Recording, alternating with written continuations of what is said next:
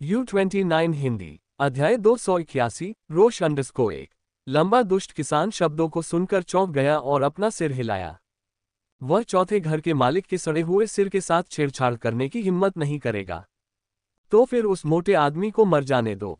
बाद में उन्होंने पूछा, क्या हमें उसे सीधे खाना खिलाना चाहिए ताकि कुछ परेशानी से बचा जा सके?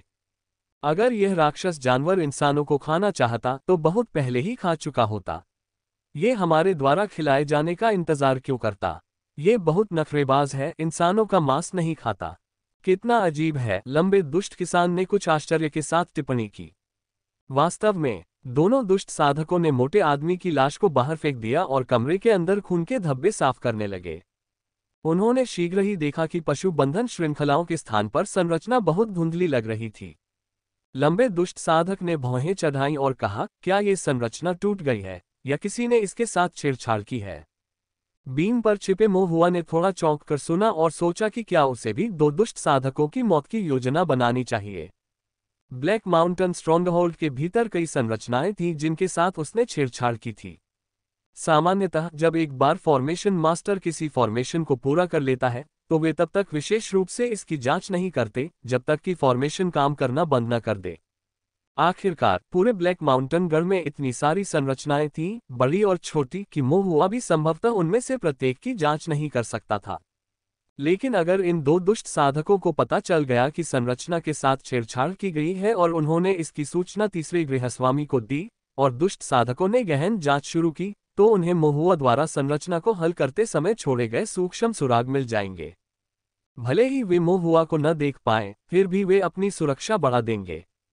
तब मोहुआ के लिए जानकारी इकट्ठा करना कम सुविधाजनक होगा।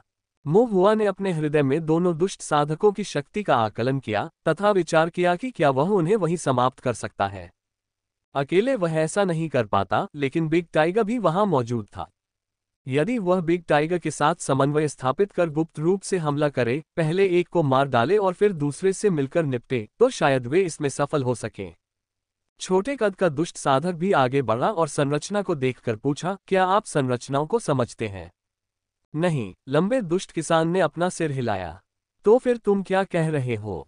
ऐसे नाटक कर रहे हो जैसे तुम्हें बहुत कुछ पता है। लेकिन क्या ये संरचना सचमुच थोड़ी असामान्य नहीं है? इसमें असामान्य क्या हो सकता है? छोटे कद के दुष्ट साधक ने कहा, ये तो बस एक संरचना है, मुझे तो वे सभी एक जैसे ही लगते हैं। वे एक जैसे कैसे हो सकते हैं? लंबा दुष्ट साधक हैरान रह गया। छोटे कद के दुष्ट साधक ने मन ही मन कोसा, अपनी मोटी खोपड़ी से सोचो, यदि वास्तव में संरचना में कुछ गड़बड़ थी तो क्या ये बाघ दानव यहाँ इतनी आज्ञाकारी होकर लेटा हुआ होगा? लंबा दुष्ट साधक आश्चर्यचकित रह गया, फिर सिर हिलाया, ये बात तो सही है। उसने बाघ दानव की ओर देखा। बाघ दानव अपना सिर झुकाए उदासीन भाव से आज्ञाकारी ढंग से लेटा हुआ था। लंबा दुष्ट साधक ये कहने से खुद को नहीं रोक सका, ये राक्षस जानवर काफी विनम्र लगता है, यह अचानक मोटे आदमी को कैसे काट सकता है? शायद उस मोटे आदमी ने कुछ ऐसा किया होगा जिससे वह राक्षस जानवर गुस्से में आ गया और उसकी जान चली गई। इस तरह की घटनाएं आम हैं क्योंकि नए लोग अपनी हदें नहीं जानते। लंबे दुष्ट किसान ने सिर हिलाया। इसके बाद उन दोनों ने बातचीत बंद कर दी और जमीन पर लगे खून के धब्बों को साफ करने पर ध्यान केंद्रित किया। ये देखकर कि वे गठन के मुद्दे पर अड़े नहीं हैं, मोहुआ ने भी ढील दे दी। सौभाग्यवश ये दोनों दुष्ट साधक संरचना अंधे थे और संरचनाओं के बारे में पूरी तरह अनभिज्ञ थे, अन्यथा इनसे निपटना अधिक कठिन होता। मोहुआ ने बड़े बाघ पर एक और नजर डाली और मन ही मन सोचा कि वह उसकी बस इतनी ही मदद कर सकता है। अब वह भाग पाएगा या नहीं, यह उस पर निर्भर है। बाघ दानव ने अपना सिर झुका लिया और धीरे से हम कहकर जवाब दिया, मानो उसने सचमुच सुना हो कि मोहुआ क्या सोच रहा था।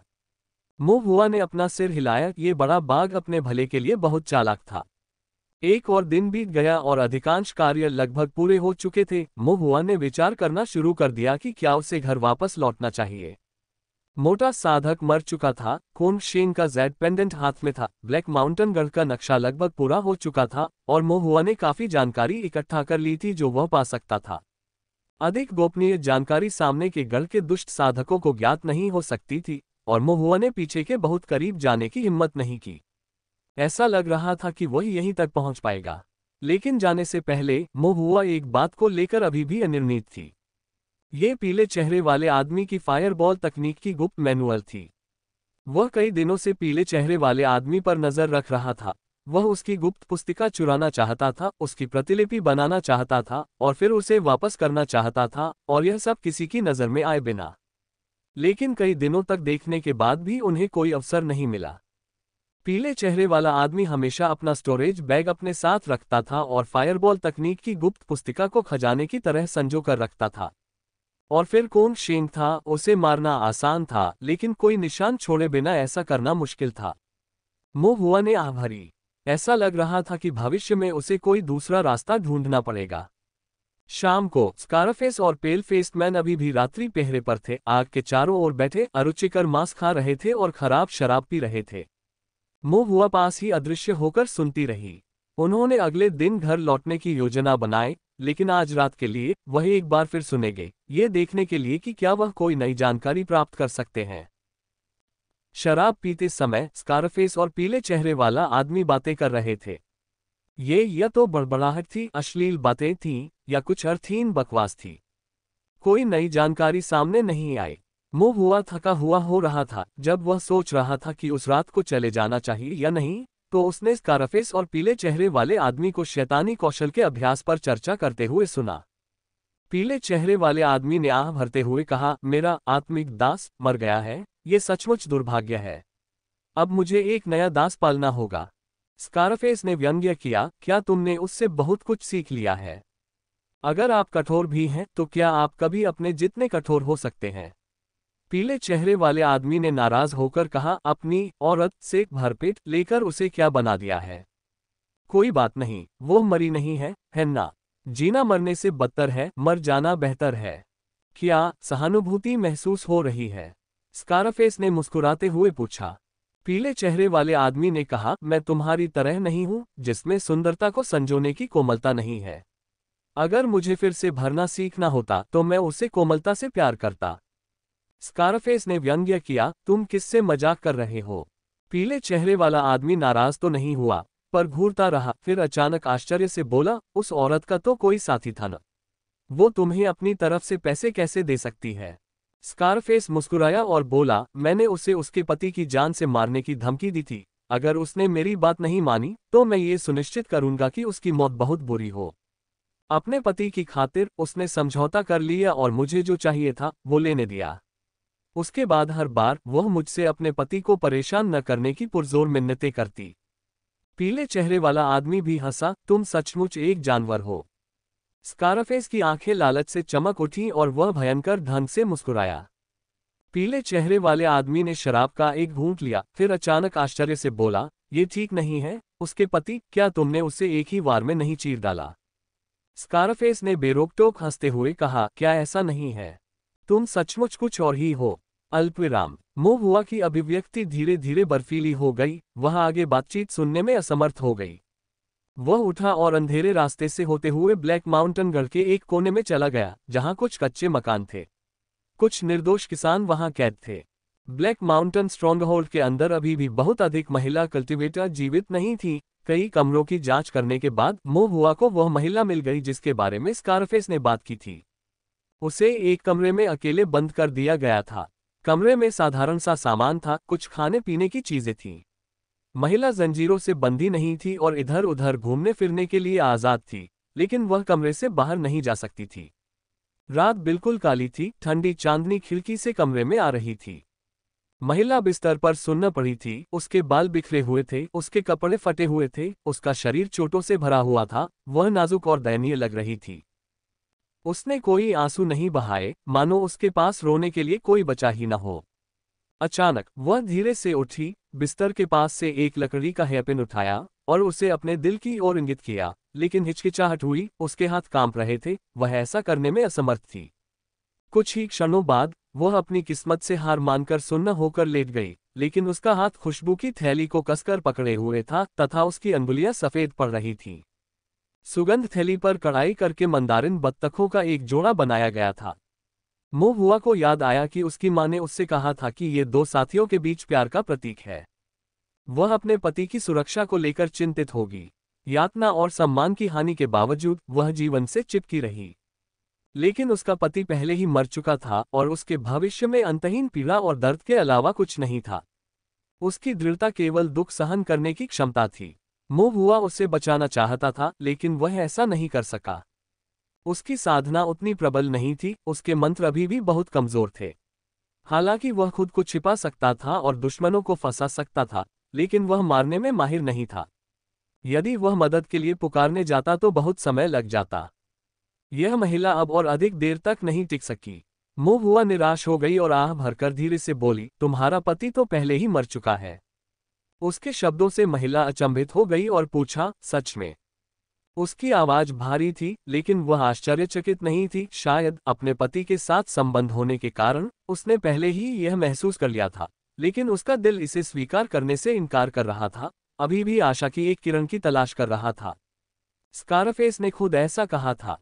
क्या ऐसा है? महिला के आंसू, जो एक बार सूख गए थे, धीरे धीरे फिर से बहने लगे। वह तो पहले ही मर चुका है। कमरा शांत था, महिला के रोने की कोई आवाज नहीं आ रही थी। धन्यवाद, वह धीरे धीरे बोलती रही। उसे पता नहीं था कि बोलने वाला कौन है, लेकिन आवाज बहुत छोटी लग रही थी, शायद वह कोई बच्चा था। एक बच्चा ऐसी जगह पर कैसे रह सकता है? ये गंदी और भयानक जगह। शायद ये कोई अमर देवता का शिष्य था जो मुझे कष्ट में नहीं देख सकता था, इसलिए उसने मुझे सच बता दिया। क्या इस दुनिया में सचमुच अमर लोग हैं? यदि इस संसार में सचमुच अमर लोग हैं, तो मैं आपसे यह नहीं कहता कि आप मुझे इस दुख के सागर से बचा लें, बल्कि जो लोग मरने के योग्य हैं, उन्हें नरक में डाल दें। औरत ने चुपचाप अपनी इच्छा जाहिर की। फिर बाएं हाथ में खुशबू की थैली और दाएं हाथ में लकड़ी का हेयरपिन पकड़े उसने अपने ही दिल में जोर से वार किया।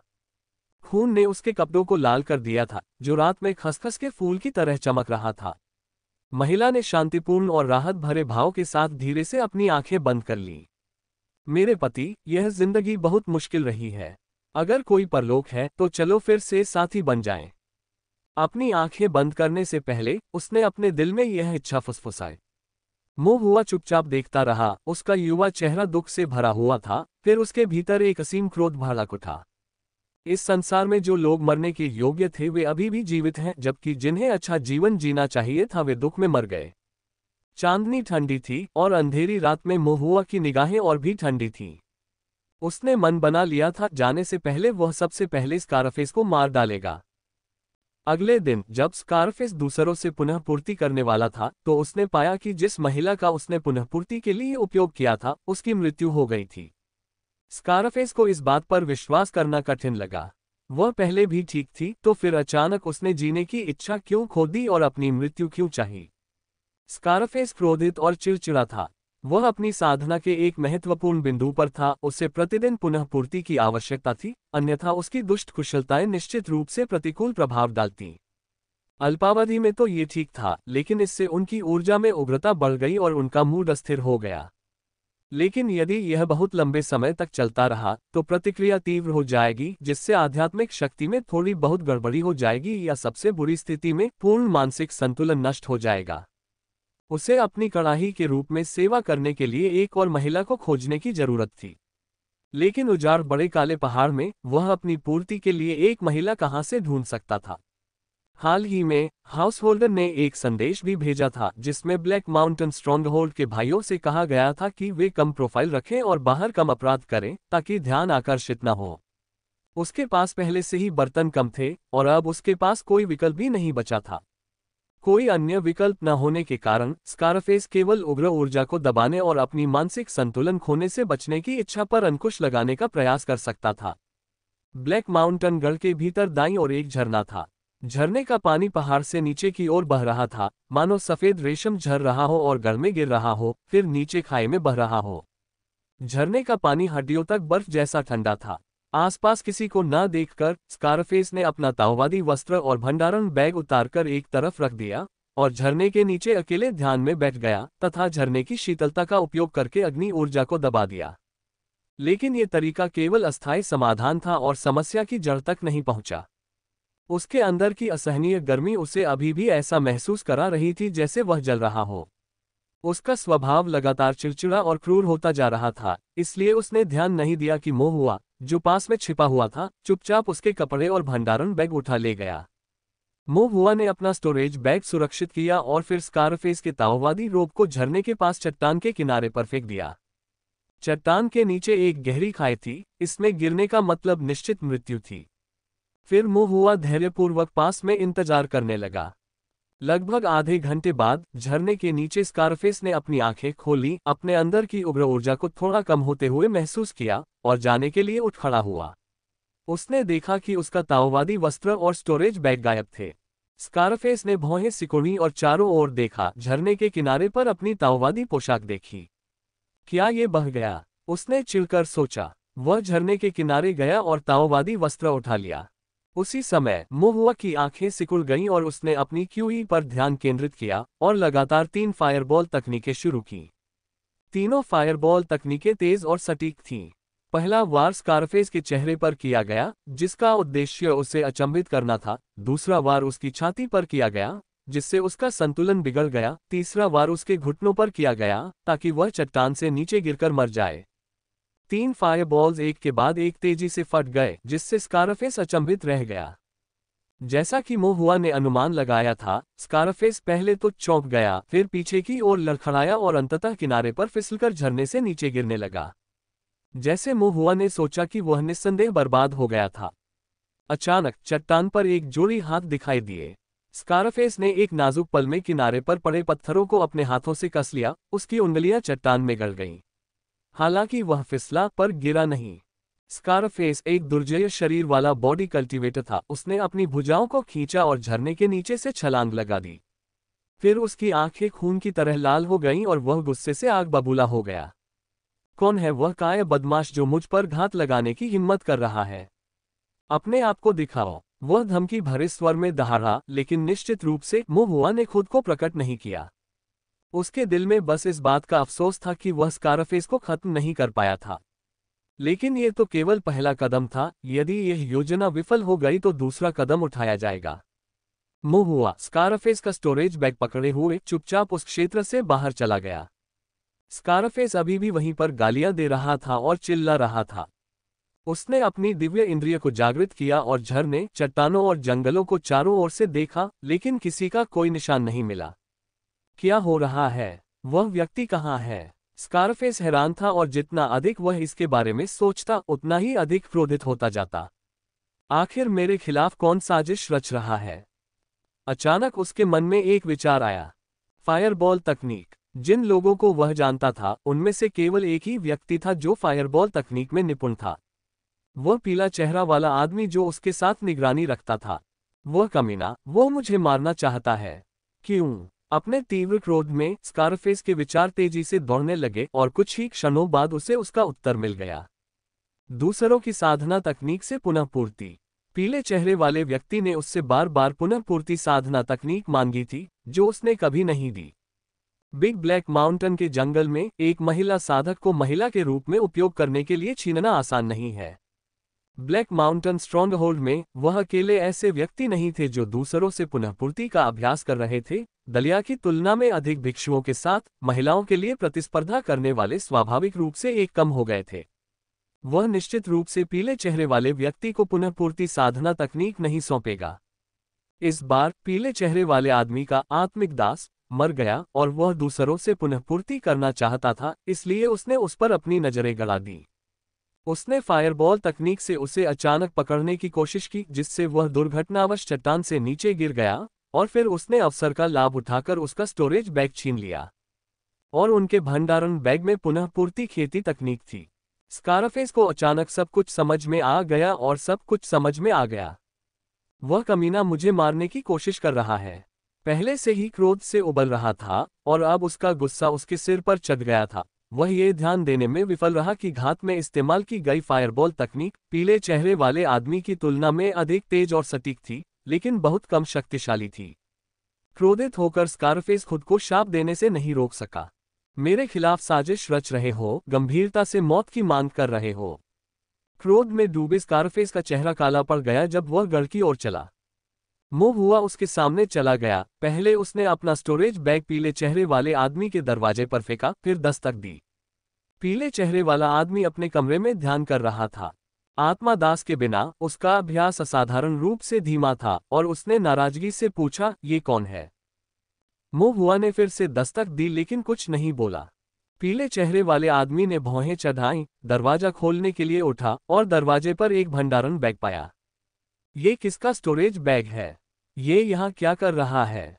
एक किसान का भंडारण थैला एक महत्वपूर्ण वस्तु है जिसे हमेशा अपने पास रखा जाता है। इसे यूं ही इधर उधर नहीं फेंका जा सकता। क्या ये किसी प्रकार की चाल हो सकती है? पीले चेहरे वाले आदमी ने सावधानी से चारों ओर देखा लेकिन उसे कोई नहीं दिखा। उसने पुनः भंडारण बैग की ओर देखा और पाया कि वह खुला हुआ था, जिसमें कुछ स्पिरिट स्टोन्स और एक पुस्तक थी जिसके कवर पर रिप्लेनिशिंग लिखा था। पीले चेहरे वाला आदमी एक क्षण के लिए रुका, फिर बहुत खुश हो गया। वह इस बात से परेशान था कि उसका आत्मिक दास मर चुका है और दूसरे को जीवित करना उसके लिए परेशानी भरा काम होगा। उसने पुनःपूर्ति साधना तकनीक का सहारा लिया लेकिन कोई फायदा नहीं हुआ। लेकिन अप्रत्याशित रूप से बिना किसी प्रयास के ही भाग्य उसके सामने आ गया। जो व्यक्ति अपने ऊपर आए सौभाग्य का लाभ नहीं उठाता, वह अंततः अपने लिए विपत्ति को आमंत्रित करता है। पीले चेहरे वाले व्यक्ति ने पूरी तरह से उचित महसूस करते हुए भंडारण बैग उठाया, रिप्लेनिशिंग कल्टीवेशन तकनीक पुस्तक निकाली और देखने ही वाला था कि उसने ऊपर देखा और स्कारफेस को एक अंधेरे भाव के साथ चलते हुए देखा। उसकी निगाहें उसके हाथ में रखे भंडारण बैग पर टिकी हुई थीं। पीले चेहरे वाला आदमी चौंक गया, सोचने के लिए रुका और पूछे बिना न रह सका, क्या ये स्टोरेज बैग आपका है? स्कारफेस ने सिर हिलाया, उसका मन शापों से भरा हुआ था।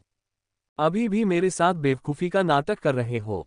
एक कायर जो हिम्मत तो करता है पर मानता नहीं। स्कारफेस ने अपना गुस्सा दबाते हुए पूछा, ये तुम्हारे हाथों में कैसे आया? पीले चेहरे वाले आदमी ने सच्चाई से जवाब दिया, यह मेरे दरवाजे पर गिरा था, मैंने इसे उठा लिया। स्कारफेस की पलकें फड़क उठीं। एक सभ्य झूठ भी नहीं बोल सका, सोचता है कि मैं मूर्ख हूं। इसे मुझे दे दो। स्कारफेस ने अपना हाथ बढ़ाया। हालांकि पीले चेहरे वाला आदमी मुस्कुराया और बोला, मैं इसे तुम्हें दे दूंगा, लेकिन मैं इस पुनःपूर्ति साधना तकनीक पर एक नज़र डालना चाहता हूं। स्कारफेस ने सिर हिलाया, ठीक है। जैसे ही स्कारफेस ने ये कहा और स्टोरेज बैग लेने के लिए आगे बढ़ा, पीले चेहरे वाले आदमी ने बिना किसी संदेह के रिप्लेनिशिंग कल्टीवेशन तकनीक को अपनी छाती में डाल लिया और स्टोरेज बैग सौंप दिया। जिस क्षण स्कारफेस ने स्टोरेज बैग को पकड़ा, वह अचानक हरकत में आ गया। उसके पंजे हवा में घूमने लगे, उसकी चाल निर्दयी थी। उसकी उंगलियां, जो महीन लोहे की तरह थीं और एक भयावह हरे आध्यात्मिक शक्ति में लिपटी हुई थीं, सीधे पीले चेहरे वाले आदमी के हृदय की रेखा को छेद गईं, और फिर उसने क्रूरतापूर्वक नीचे की ओर चीर दिया, मांस को चीर दिया और हर जगह खून फैला दिया। पीले चेहरे वाले आदमी के चेहरे पर अविश्वास था। उसने पलटवार करने की कोशिश की, लेकिन जैसे ही उसने अपना हाथ उठाया और इससे पहले कि वह कोई जादू कर पाता, स्कारफेस ने पहले ही उसका गला पकड़ लिया।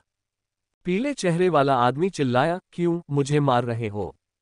ये सुनकर स्कारफेस और भी क्रोधित हो गया, जब तुम मरने वाले हो तब भी मूर्ख बन रहे हो। ये कहने के बाद उसने जोर से दबाया, उसकी उंगलियां पीले चेहरे वाले आदमी की गर्दन में घुस गईं, जिससे उसकी तुरंत मौत हो गई। स्कारफेस ने उसे जल्दी से मार डाला, जबकि मुंह हुआ सिरदर्द के साथ देख रहा था। ये सत्य है कि जब कोई शारीरिक साधक युद्ध में आध्यात्मिक साधकों के निकट आता है तो वे काफी नुकसान में होते हैं। लेकिन ये पीले चेहरे वाला आदमी बहुत कमजोर था। वह स्कारफेस की स्पष्ट हत्या की मंशा को कैसे नहीं भांप सका।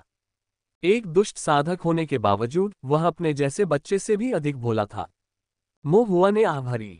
उसकी मूल योजना स्टोरेज बैग का उपयोग करके दोनों के बीच संघर्ष भड़काने की थी, ताकि वह एक दर्शक के रूप में लाभ उठा सके।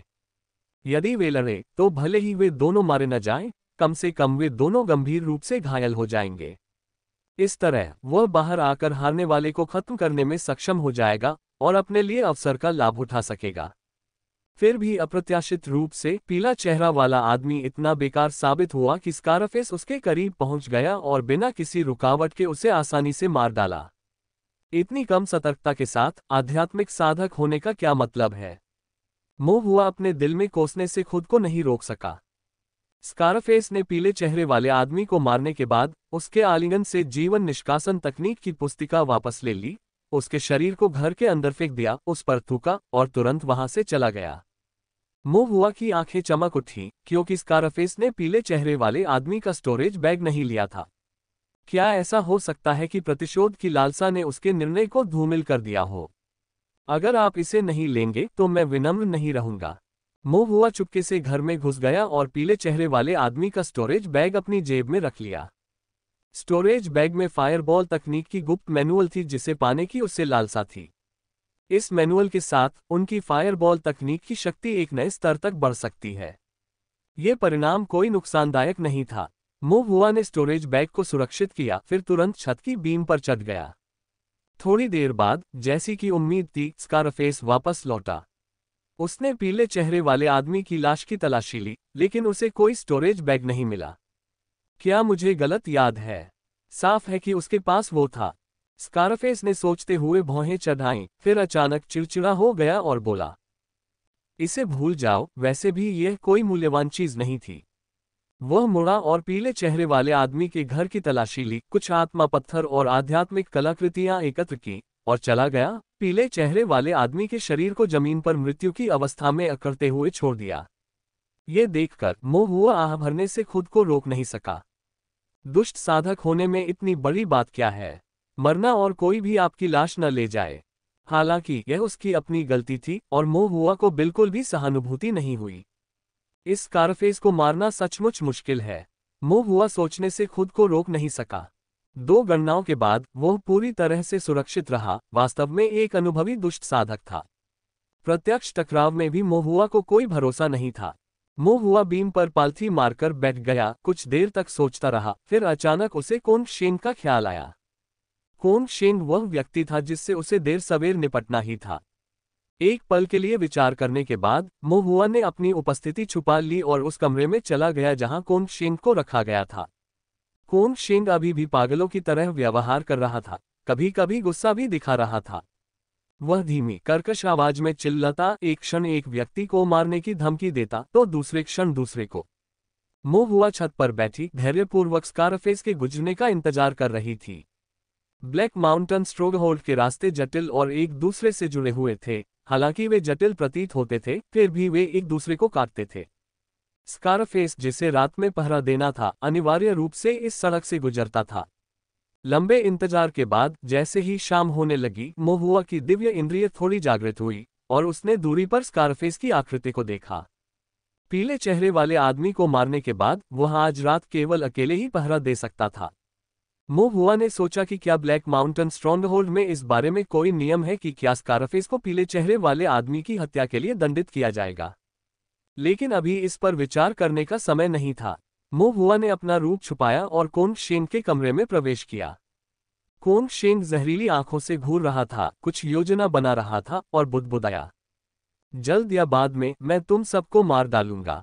मो हुआ चुपचाप उसके पीछे से आया, थाउजेंड जून स्टिक को उठाया, फॉर्मेशन को सक्रिय किया और उस पर एक धीमा प्रहार किया। कोन शेंग, जो केवल क्यूई शोधन के 7वें स्तर पर था और कमजोर साधना के साथ छड़ी के एक प्रहार से बेहोश हो गया। इसके बाद मो हुआ ने दरवाजे पर संरचना को निष्क्रिय कर दिया, लोहे का गेट खोला, फिर एक ज्वलंत ज्वाला रून निकाला, उसे एक पतली रस्सी से पिरोया, उसे कोन शेंग की कलाई के चारों ओर बांध दिया और उसे उसकी आस्तीन में ठूंस दिया।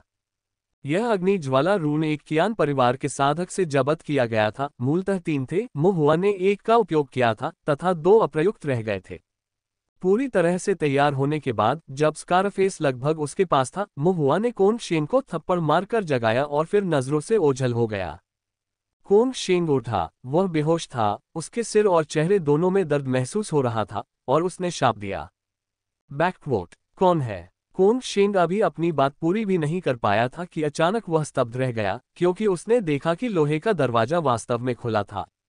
क्या चल रहा है? कोन शेंग एक क्षण के लिए स्तब्ध रह गया, फिर उसे एहसास हुआ कि क्या हुआ था। ये वह मोटा किसान था जो भोजन लेकर आया था। उसने अवश्य ही मेरे पिता को जेड पेंडेंट दिया होगा और फिर मेरे पिता फाउंडेशन स्थापना चरण पर उसे बचाने के लिए कोन परिवार के साधकों के साथ आए होंगे। लेकिन उन्होंने मुझे क्यों बाहर निकाल दिया? हालांकि स्थिति गंभीर होने के कारण उसके पास इन बारीकियों पर ध्यान देने का समय नहीं था। सबसे महत्वपूर्ण बात यह थी कि अब वह बच सकता था। कोन शेंग मन ही मन बहुत खुश था। वह जल्दी से उठा और दरवाजा बंद करके बाहर निकल गया। वह इस मनहूस जगह से बहुत तंग आ चुका था, वह अब और नहीं रुकना चाहता था, वह निगलने में कठिन भोजन नहीं खाना चाहता था और दुष्ट साधकों की ठंडी निगाहों और उपहास को अब और नहीं सहना चाहता था। एक बार बाहर आने के बाद वह एक बार फिर किंगक्सुआन शहर में कोन परिवार का युवा स्वामी बन जाएगा।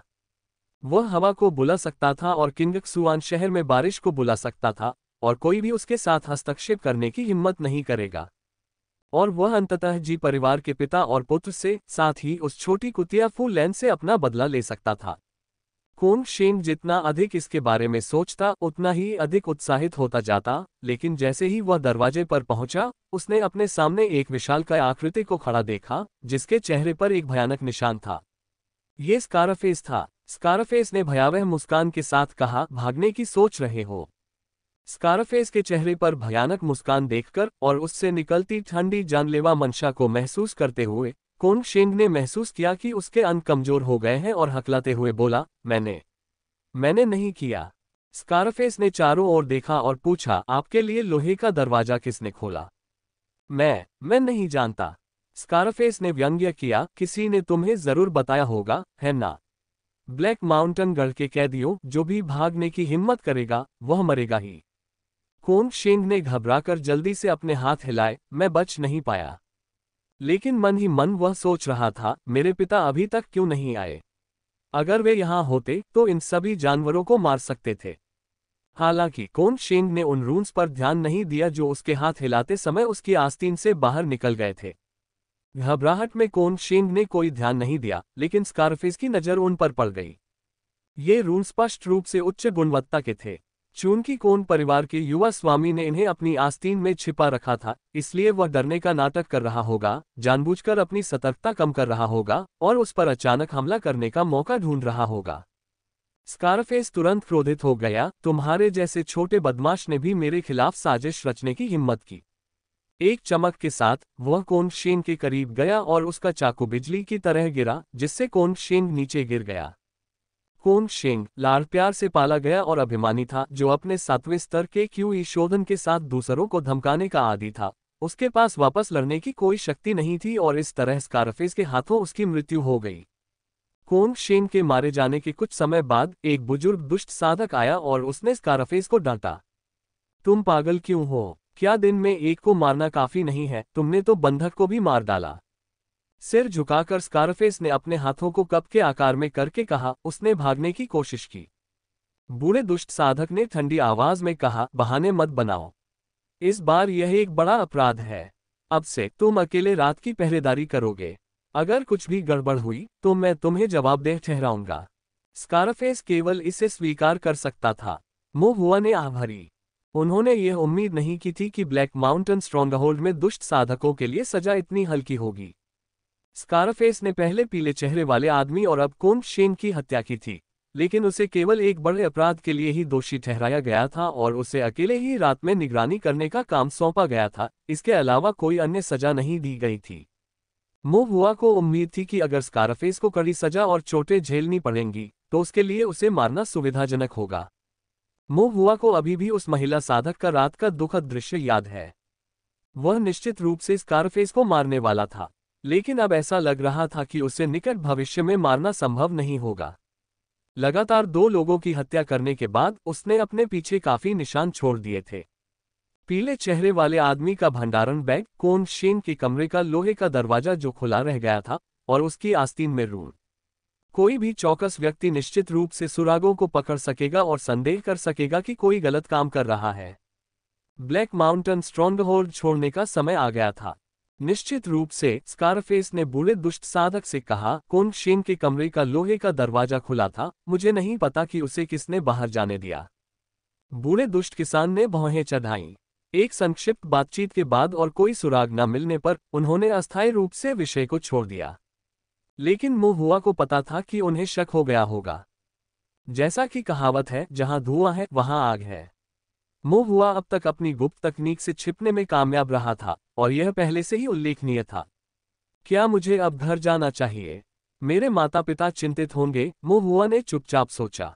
तभी उसने बूढ़े दुष्ट साधक को स्कारफेस से यह कहते सुना, कोन परिवार के इस युवा मालिक को सुअरों को खिलाने के लिए खींच कर ले जाओ। सुअरों को खिलाना? मोहुआ थोड़ा हैरान हो गया, उसकी भौहें धीरे धीरे सिकुड़ने लगी। वह काफी समय तक ब्लैक माउंटेन स्ट्रॉन्गहोल्ड के आसपास घूमता रहा था, लेकिन उसे याद नहीं आ रहा था कि उसने कहीं सुअर देखे थे। इसके अलावा ये दुष्ट किसान सुअर पालने से क्या चाहते हैं? ये संभवतः उनका मांस खाने के लिए नहीं हो सकता। और ये सुअर वास्तव में क्या थे? क्या वे राक्षस जानवर थे? किसी कारण से मोहुआ को अचानक बहुत परवाह होने लगी। उन्होंने महसूस किया कि ब्लैक माउंटेन स्ट्रॉन्गहोल्ड में सुअरों को खिलाना वाक्यांश विशेष रूप से अजीब लगता था। क्या मुझे एक नज़र देखनी चाहिए? मोहुआ ने आसमान की ओर देखा। रात अभी अभी हुई थी, कुछ अंधेरा और धुंधलापन था। अभी भी सुबह थी, वह बस एक नज़र डालेगा और फिर गहरी रात का फायदा उठाकर चुपके से वापस आ जाएगा। वह अब ब्लैक माउंटेन स्ट्रॉन्गहोल्ड में और अधिक समय तक नहीं रह सकता था। मोहुआ ने अपना मन बना लिया और फिर अपना रूप छुपाते हुए चुपचाप स्कारफेस के पीछे चल पड़ा।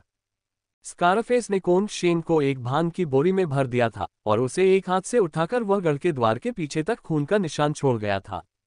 स्कारफेस ने दरवाजा धक्का दिया और अंदर चला गया। मोहुआ की निगाहें तेज हो गईं, उसकी भौहें सिकुड़ गईं। तो ये गढ़ के पीछे था, इसमें कोई आश्चर्य नहीं कि उसने इसे नहीं देखा था। क्या मुझे अंदर जाना चाहिए? तीसरे और चौथे गृहस्थ गढ़ के पीछे रहने वाले नींव निर्माण के दुष्ट साधक थे। मोहुआ का छिपना एक क्षण के लिए उनकी दिव्य भावना को धोखा दे सकता था, लेकिन एक चूक आसानी से उसे पकड़ सकती थी। तभी उसने स्कारफेस को एक अन्य बूढ़े दुष्ट साधक से बात करते हुए सुना, जो कह रहा था, क्या तीसरा गृहस्वामी यहाँ है? मैं कुछ लाया हूँ। कोन शेन का शरीर महज एक कुछ था जिसे मानव भी नहीं माना जा सकता था। या शायद दुष्ट साधकों के लिए ब्लैक माउंटेन स्ट्रॉन्गहोल्ड में मरने वाले सभी साधक केवल वस्तुएं थे, मनुष्य नहीं। बूढ़े दुष्ट साधक की कर्कश आवाज ने कहा, तीसरा गृहस्वामी अभी बाहर गया है और चौथा गृहस्वामी भी यहाँ नहीं है, लेकिन मेरे पास चाबियां हैं, इसलिए मैं आपके लिए दरवाजा खोल दूंगा। मोहुआ एक क्षण के लिए स्तब्ध रह गया, फिर एहसास की एक झलक ने उसकी आंखों में चमक ला दी। यदि कोई भी गृहस्वामी वहां न हो तो वह गढ़ के पीछे प्रवेश कर सकेगा। वह हमेशा से यह जानना चाहता था कि ब्लैक माउंटेन स्ट्रॉन्गहोल्ड के पीछे क्या है, और अब यह जानने का सही अवसर था। बूढ़ा दुष्ट साधक स्कारफेस को अंदर ले गया। अंततः वह एक बड़े दरवाजे के सामने रुका जो कांसे से बना था, जिसका चेहरा जानवर जैसा था और दांत तीखे थे। वह उदास और दमनकारी था। बूढ़े दुष्ट साधक ने अपनी छाती से एक सफेद खोपड़ी निकाली और उसे कांसे के दरवाजे के मुख भाग में ठूंस दिया।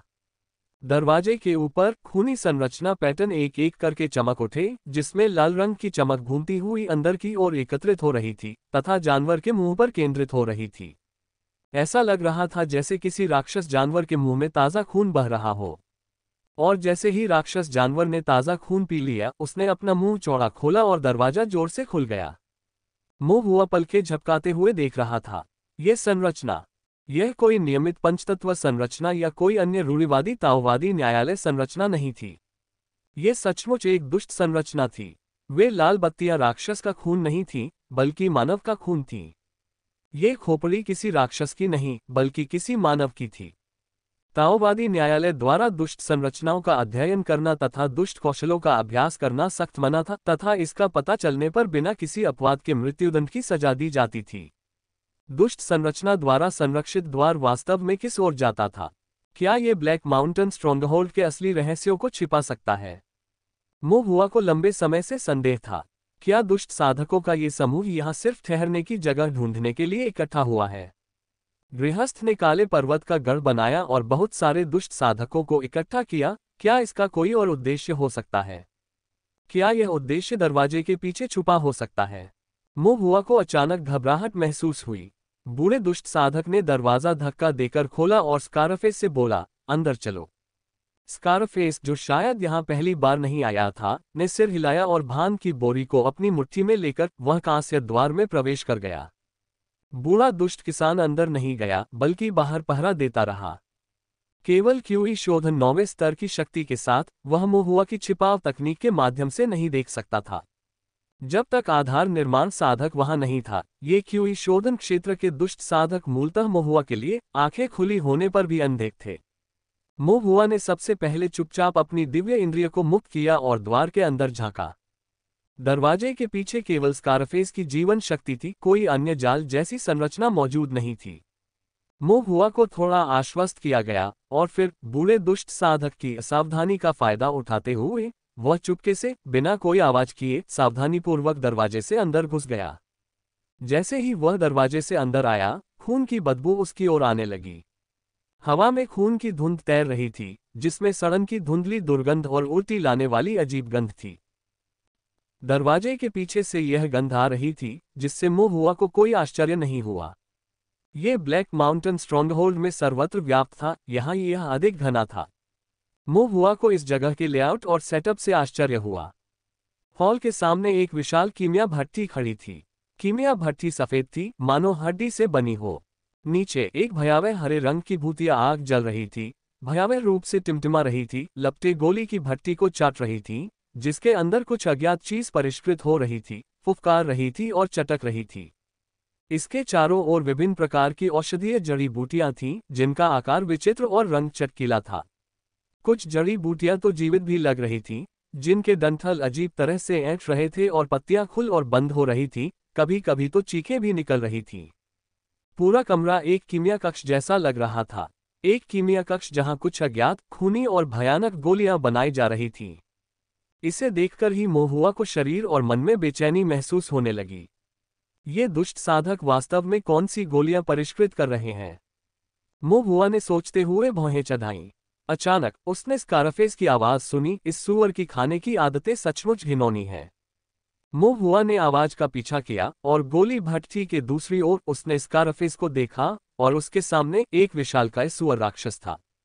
सूअर 4 आदमियों जितना लंबा था, उसकी आंखें खून की तरह लाल थीं, उसकी लार खून के पानी की तरह थी और उसका शरीर भी खून के धब्बों से ढका हुआ था। ये क्रूर और विकृत होने के साथ साथ अजीब भी लग रहा था। स्कारफेस उसे कौन शेन की लाश खिला रहा था। सूअर मूर्ख और सरल लग रहा था, ऐसा लग रहा था कि वह केवल खाना ही जानता है। मोह हुआ कुछ हद तक हैरान था। गोलियों को परिष्कृत करना एक बात थी, लेकिन कीमिया कक्ष में सूअर पालना क्यों? और यह सूअर वास्तव में किस लिए था? इससे पहले कि वह कुछ समझ पाता, मोह हुआ का दिल अचानक से धड़क उठा।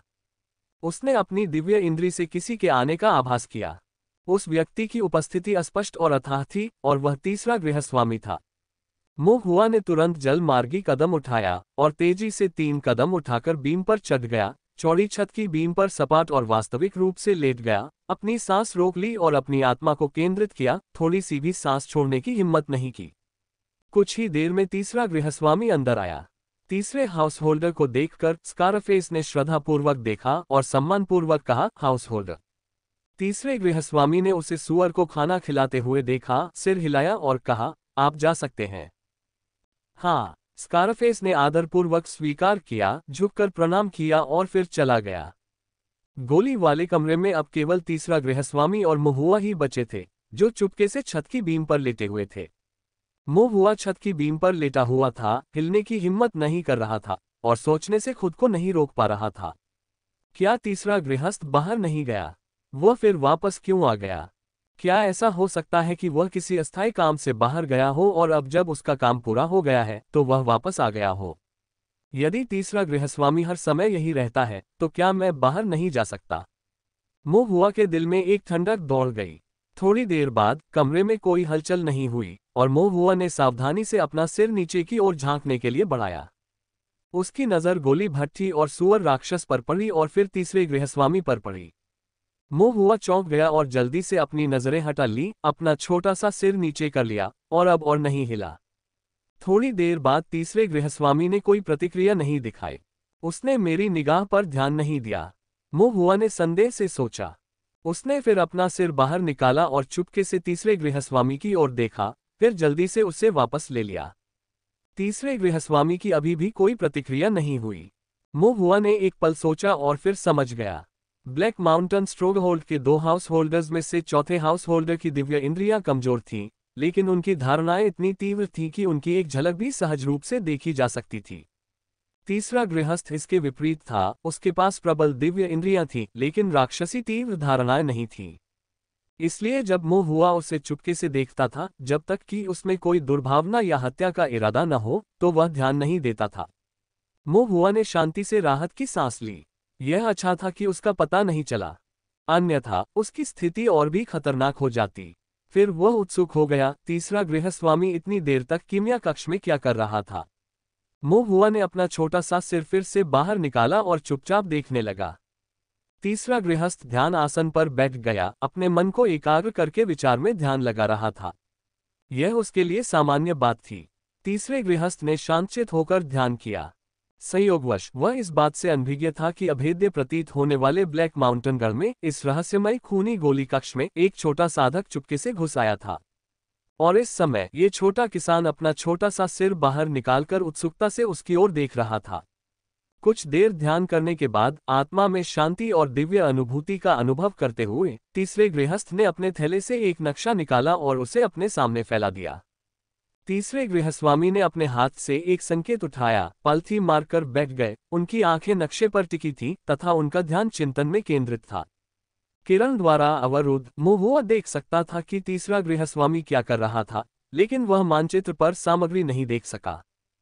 फिर भी मोहुआ अभी भी गहरे सदमे में था। क्या तीसरे गृहस्थ के पास वास्तव में चिंतन मानचित्र था? उसका वर्तमान व्यवहार, क्या ये हो सकता है कि वह चिंतन मानचित्र को समझ रहा था? हुआ का मन दौड़ता रहा, अंतहीन विचार करता रहा। तीसरे गृहस्थ की दिव्य भावना प्रबल है और उसकी निर्माण कुशलता इस स्तर तक पहुंच गई है। क्या ऐसा हो सकता है कि वह चिंतन मानचित्र पर भी निर्भर था? यदि मुझे चिंतन मानचित्र प्राप्त हो जाए तो क्या मैं अपनी दिव्य भावना को भी मजबूत कर पाऊंगा? स्वर ज्ञान जुए सीखने के बाद मोहुआ को आधार निर्माण साधक की दिव्य भावना को प्राप्त करने की आवश्यकता थी, इससे पहले कि वह आधार स्थापना क्षेत्र में प्रवेश कर सके। उनके पास एक ताओवादी स्तंभ था और वे प्रतिदिन साधना करते थे, जिससे उनकी चेतना का सागर विकसित होता था। उनकी दिव्य भावना पहले से ही बहुत तेजी से विकसित हो रही थी, लेकिन यह अभी भी पर्याप्त नहीं था। क्यूई शोधन क्षेत्र और फाउंडेशन स्थापना क्षेत्र की दिव्य इंद्रियों के बीच असमानता बहुत अधिक थी, और जितना आगे बढ़ा उतना ही कठिन होता गया। साथ ही दिव्य भावना का विकास भी धीमा होता गया। मोहुआ को यह नहीं पता था कि एक फाउंडेशन स्थापना साधक की दिव्य भावना प्राप्त करने और सफलता प्राप्त करने में उसे कितना समय लगेगा। उन्होंने श्री जुआंग से पूछा था। श्री जुआंग ने कोई स्पष्ट उत्तर नहीं दिया, लेकिन सज्जन के हाव भाव से ऐसा प्रतीत हुआ कि उनका उत्तर निराशावादी था। यदि मैं चिंतन मानचित्र को समझ सकूं और अपनी दिव्य भावना को बढ़ा सकूं, तो क्या मैं अपनी नींव तेजी से स्थापित कर सकता हूं? मोहुआ के दिल में उत्साह की लहर दौड़ गई। अपनी नींव जल्दी स्थापित करने में सक्षम होने के कारण वह द्वितीय श्रेणी की संरचनाएं सीखने में सक्षम हो सकेगा और पहले ही द्वितीय श्रेणी का फॉर्मेशन मास्टर बन सकेगा। आधार निर्माण साधकों और द्वितीय श्रेणी निर्माण गुरुओं की साधना और योग्यताएं क्यूई शोधन साधकों और प्रथम श्रेणी निर्माण गुरुओं से बेजोड़ थीं। मोहुआ ने एक क्षण के लिए तो आकांक्षा का अनुभव किया, लेकिन फिर वह थोड़ी निराशा में डूब गया। चिंतन मानचित्र तीसरे गृहस्थ, एक फाउंडेशन स्थापना दुष्ट साधक और एक दुष्ट निर्माण गुरु के हाथों में था। मोहुआ के लिए इसे बलपूर्वक लेना असंभव था। रणनीतियां भी बेकार थीं। वह अभी भी क्यूई शोधन साधक के विरुद्ध षड्यंत्र रच सकता है। एक फाउंडेशन बिल्डिंग कल्टीवेटर के सामने उसकी योजनाएं कुछ और नहीं बल्कि निम्न स्तरीय चालें थीं जो टिक नहीं पाती। साधना ही साधक का आधार थी और क्षेत्रों की विशाल खाई के सामने छोटी मोटी रणनीतियां बहुत कम लाभप्रद थीं। अपनी भौहें सिकोड़ते हुए मोहुआ ने खुद को असमंजस में पाया। तब उसे एहसास हुआ कि सबसे महत्वपूर्ण मुद्दा यह नहीं था कि वह चिंतन मानचित्र प्राप्त कर सकेगा या नहीं, बल्कि यह था कि क्या वह सुरक्षित रूप से बाहर निकल सकेगा। यदि तीसरा गृहस्वामी बाहर नहीं निकलता या जाते समय मुख्य द्वार बंद नहीं करता, तो मोहुआ इस खूनी गोली वाले कमरे में फंसकर मर जाता। उसने दुष्ट संरचनाओं पर शोध नहीं किया था और उसे नहीं पता था कि वह उन्हें खोल पाएगा या नहीं। यदि वह ऐसा नहीं कर सका, तो उसने सोचा कि उसे अनिश्चित काल तक वहीं रहना होगा तथा सफेद हड्डी की गोली भट्टी और मूर्ख सुअर राक्षस के साथ रहना होगा। मोहुआ ने बहुत सोचा, लेकिन फिर भी उसके पास कोई समाधान नहीं था। चूंकि कोई समाधान नहीं था, इसलिए वह केवल धैर्यपूर्वक प्रतीक्षा कर सकता था। किसी अवसर की धैर्यपूर्वक प्रतीक्षा करना भी मॉन्स्टर हंटर के आवश्यक गुणों में से एक था। मोहुआ न केवल एक राक्षस शिकारी था, बल्कि वह एक फॉर्मेशन मास्टर भी था। वह अपना धैर्य बनाए रख सकता था, दिन भर आकृतियां बनाता रहता था, इसलिए भागने के अवसर के लिए धैर्यपूर्वक प्रतीक्षा करना उसके लिए अधिक कठिन नहीं लगता था। मोहुआ बीम पर स्थिर होकर धैर्यपूर्वक प्रतीक्षा कर रहा था। समय बीतता गया और अचानक दरवाजे के बाहर से कोई और व्यक्ति आया। मुंह हुआ के दिल में एक झटका सा लगा, ये चौथा हाउस होल्डर वापस नहीं आ सकता। यदि ऐसा होता तो ये परेशानी वाली बात होती। तीसरे गृहस्थ की गहन दिव्य भावना और चौथे गृहस्थ की तीक्ष्ण धारणा के साथ मुंह हुआ की गुप्त तकनीक का पता चलने का जोखिम और भी अधिक होगा। मुंह हुआ ने गौर से देखा। कुछ ही देर में दरवाजे पर एक आकृति प्रकट हुई। ये प्रवेश द्वार पर खड़ा वह बूढ़ा दुष्ट साधक था, चौथा गृहस्वामी नहीं। मुंह हुआ ने राहत की सांस ली। बूढ़ा दुष्ट साधक कुछ देर तक आदरपूर्वक दरवाजे पर खड़ा रहा। तीसरे गृहस्थ ने ध्यान दिया और ध्यानपूर्वक चिंतन मानचित्र को दूर रख दिया, फिर धीरे से कहा, अंदर आए। बूढ़ा दुष्ट साधक अंदर आया, तीसरे गृहस्वामी के पास गया और धीमी आवाज में कुछ कहा। मुंह हुआ शब्दों को स्पष्ट रूप से नहीं समझ सका, उसने केवल कुछ धुंधले वाक्यांशों को ही पकड़ा, जैसे राक्षस शिकारियों की ओर से कुछ हलचल, उद्धरण चिन्ह ... आंतरिक पर्वत पर परेशानी और चौथे गृहस्वामी द्वारा समस्याएं पैदा करने का डर। मुंह हुआ को आश्चर्य और भ्रम का मिलाजुला एहसास हुआ, इन माउंटेन पर क्या गलत हो सकता है। जब वृद्ध दुष्ट साधक ने बोलना समाप्त किया तो तीसरे गृहस्थ ने अपनी भौहें सिकुड़ते हुए कहा, मैं समझ गया, मैं देखूंगा। बूढ़े दुष्ट साधक ने झुककर सम्मानपूर्वक पीछे हट गया। तीसरा गृहस्वामी पालथी मारकर बैठ गया, कुछ क्षण तक सोचता रहा, फिर वह भी खड़ा हो गया और बाहर चला गया।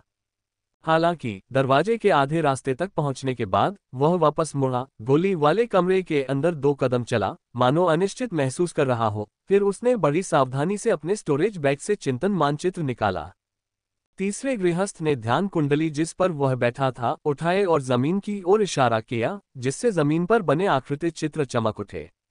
पत्थर की पटिया धंस गई, जिससे नीचे एक छिपा हुआ कक्ष दिखाई देने लगा। चिंतन मानचित्र को छिपे हुए डिब्बे में छुपाने और उसे संरचना के साथ पुनः सील करने के बाद तीसरे गृहस्वामी ने व्यवस्था से संतुष्ट होकर थोड़ा सा सिर हिलाया। आज रात बाहर जाते समय यदि कोई संघर्ष उत्पन्न हुआ तो चिंतन मानचित्र को खोना उसके हृदय को चीर देने के समान होगा, जो मृत्यु से भी अधिक कष्टकारी होगा। ब्लैक माउंटेन गढ़ के भीतर स्थित खूनी गोली कक्ष एक ऐसी जगह थी जहां आम दिनों में कोई भी जाने की हिम्मत नहीं करता था।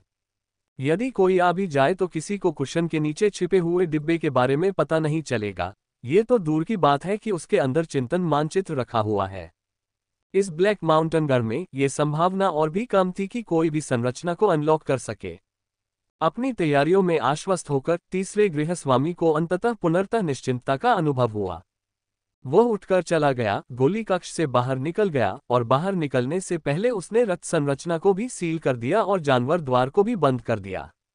एक भारी और कर्कश ध्वनि के साथ कांस्य रक्त गठन जानवर द्वार पूरी तरह से बंद हो गया। गोली कक्ष में सन्नाटा छा गया तथा लाल रंग और भी अधिक घना होता गया। जबकि तीसरा गृहस्वामी सुरक्षित महसूस करते हुए चला गया, वह इस बात से अनजान था कि उसने जो कुछ भी किया था वह मुंह हुआ ने ऊपर से देखा था।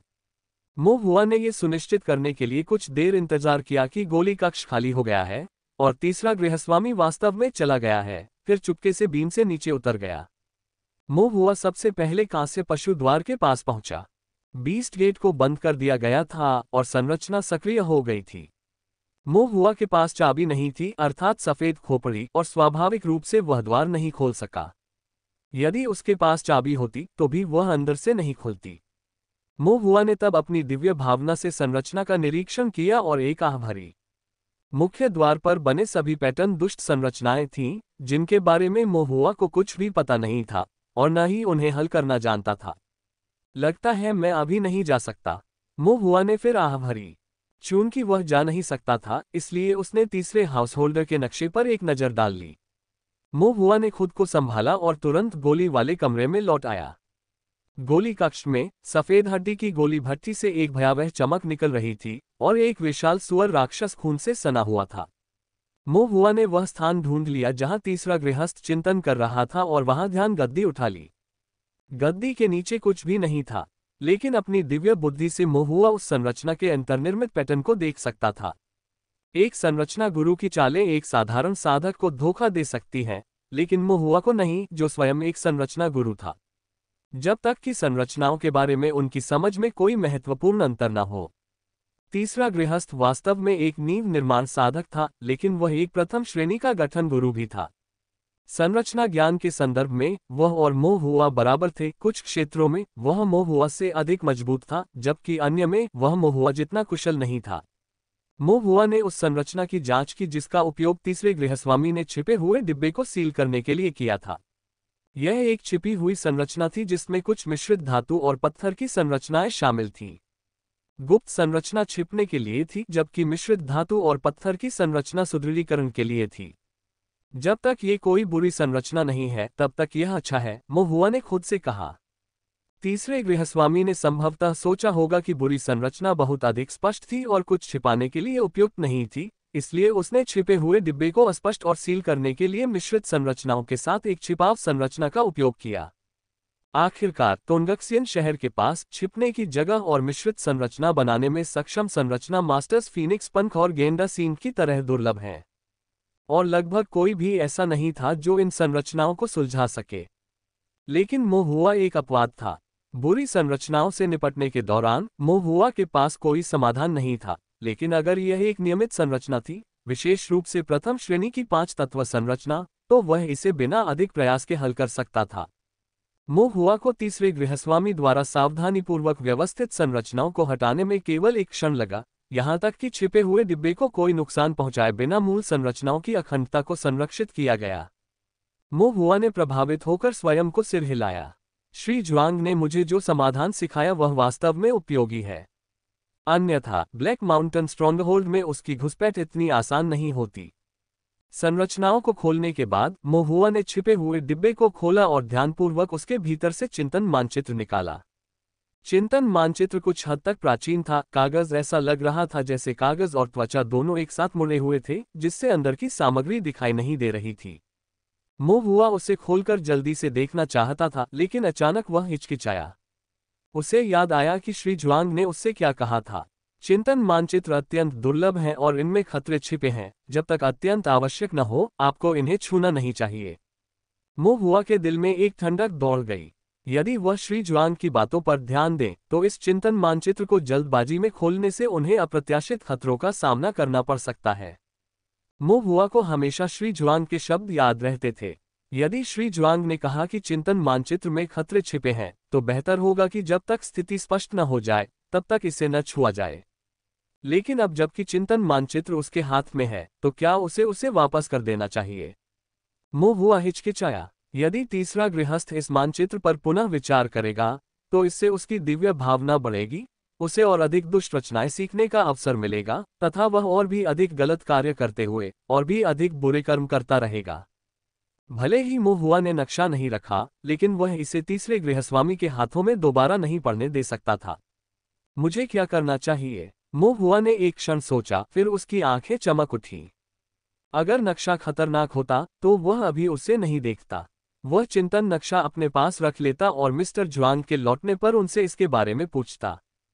श्री जुआंग बहुत जानकार थे, और यदि सज्जन ने कहा कि कोई समस्या नहीं है, तो वे मानचित्र पर विचार करेंगे। यदि सज्जन व्यक्ति ने कहा कि नक्शा समस्याग्रस्त है, तो वह उसे कलाकृतियों की भट्टी में फेंक देगा और जला देगा, जिससे मामला हमेशा के लिए समाप्त हो जाएगा। मोहुआ ने सिर हिलाया, ये सोचते हुए कि यह सबसे सुरक्षित तरीका है, और सबसे पहले चिंतन मानचित्र को अपने भंडारण बैग में रखने का फैसला किया। लेकिन जब वह चिंतन मानचित्र को संभाल रहा था, तो उसकी आंख के कोने ने अनजाने में उसके एक कोने की झलक पकड़ ली। ये काई से ढकी चट्टान थी। चट्टान को देखकर मोहुआ थोड़ा उलझन में पड़ गया। फिर वह खुद को रोक नहीं सका और धीरे धीरे थोड़ा थोड़ा करके उसने चिंतन मानचित्र को खोल दिया। जब तक मोहुआ को होश आया, वह घबरा चुका था। मैं क्या कर रहा हूँ? मोहुआ को ठंडा पसीना आ गया। उसने न तो कुछ सोचा था और न ही कुछ किया था, फिर भी ऐसा लग रहा था जैसे कोई उसे नियंत्रित कर रहा था। चिंतन मानचित्र खोल रहा था। मोहुआ ने दांत पीसते हुए नक्शे को वापस मोड़ने का प्रयास किया, लेकिन बहुत देर हो चुकी थी। चिंतन मानचित्र पूरी तरह से खुल गया था। मोहुआ की आंखों के सामने एक संपूर्ण चिंतन मानचित्र खुल गया। मोहुआ ने यह भी देखा कि नक्शे पर क्या दर्शाया गया था। यह आकृतियों वाला एक भूदृश्य चित्र था। दूर दूर तक हरे भरे पहाड़ थे। पास में एक बहती हुई नदी थी। वह नदी काई को गीला कर रही थी और काई चट्टानों पर चढ़ रही थी। चट्टानों के ऊपर एक छोटा सा ताओवादी बच्चा बैठा था, मानो वह कोई धर्मव्रत पढ़ रहा हो। यह एक अमर निवास की शांत, निर्मल छवि थी। मोह हुआ दंग रह गया। क्या ये चिंतन मानचित्र था? इस मानचित्र का क्या मतलब था? जब मोह हुआ विचार कर रहा था, तो उसने अचानक देखा कि छोटा ताओवादी बच्चा जीवित हो गया है और उसे देखकर मुस्कुरा रहा है। मुस्कान मासूम और उज्ज्वल थी। मोह हुआ चौंका, फिर भी वह मुस्कुराए बिना नहीं रह सका। उनकी मुस्कान मासूम और शुद्ध थी, कुछ कुछ छोटे ताओवादी बच्चे जैसी। लेकिन तभी मोह हुआ के दिल में एक ठंडक दौड़ गई और उसके चेहरे की मुस्कान धीरे धीरे गायब हो गई, क्योंकि उसने महसूस किया कि छोटे ताओवादी बच्चे की मासूम मुस्कान में अनजाने में ही द्वेष की झलक आ गई थी। ये द्वेष धीरे धीरे भयावह होता गया। छोटे ताओवादी बच्चे की मुस्कान अधिक से अधिक विचित्र, अधिक से अधिक भयंकर होती गई। अचानक उसकी त्वचा कागज की तरह छिल गई और उसके नीचे एक हरे चेहरे वाला दांतेदार छोटा सा भूत दिखाई दिया। छोटे हरे चेहरे वाला भूत, जिसकी आंखें पीतल की घंटियों जैसी थीं, महुआ को गौर से देख रहा था, मानो उसने कोई दुर्लभ खजाना देख लिया हो, और वह लालच भरी नजरों से देख रहा था।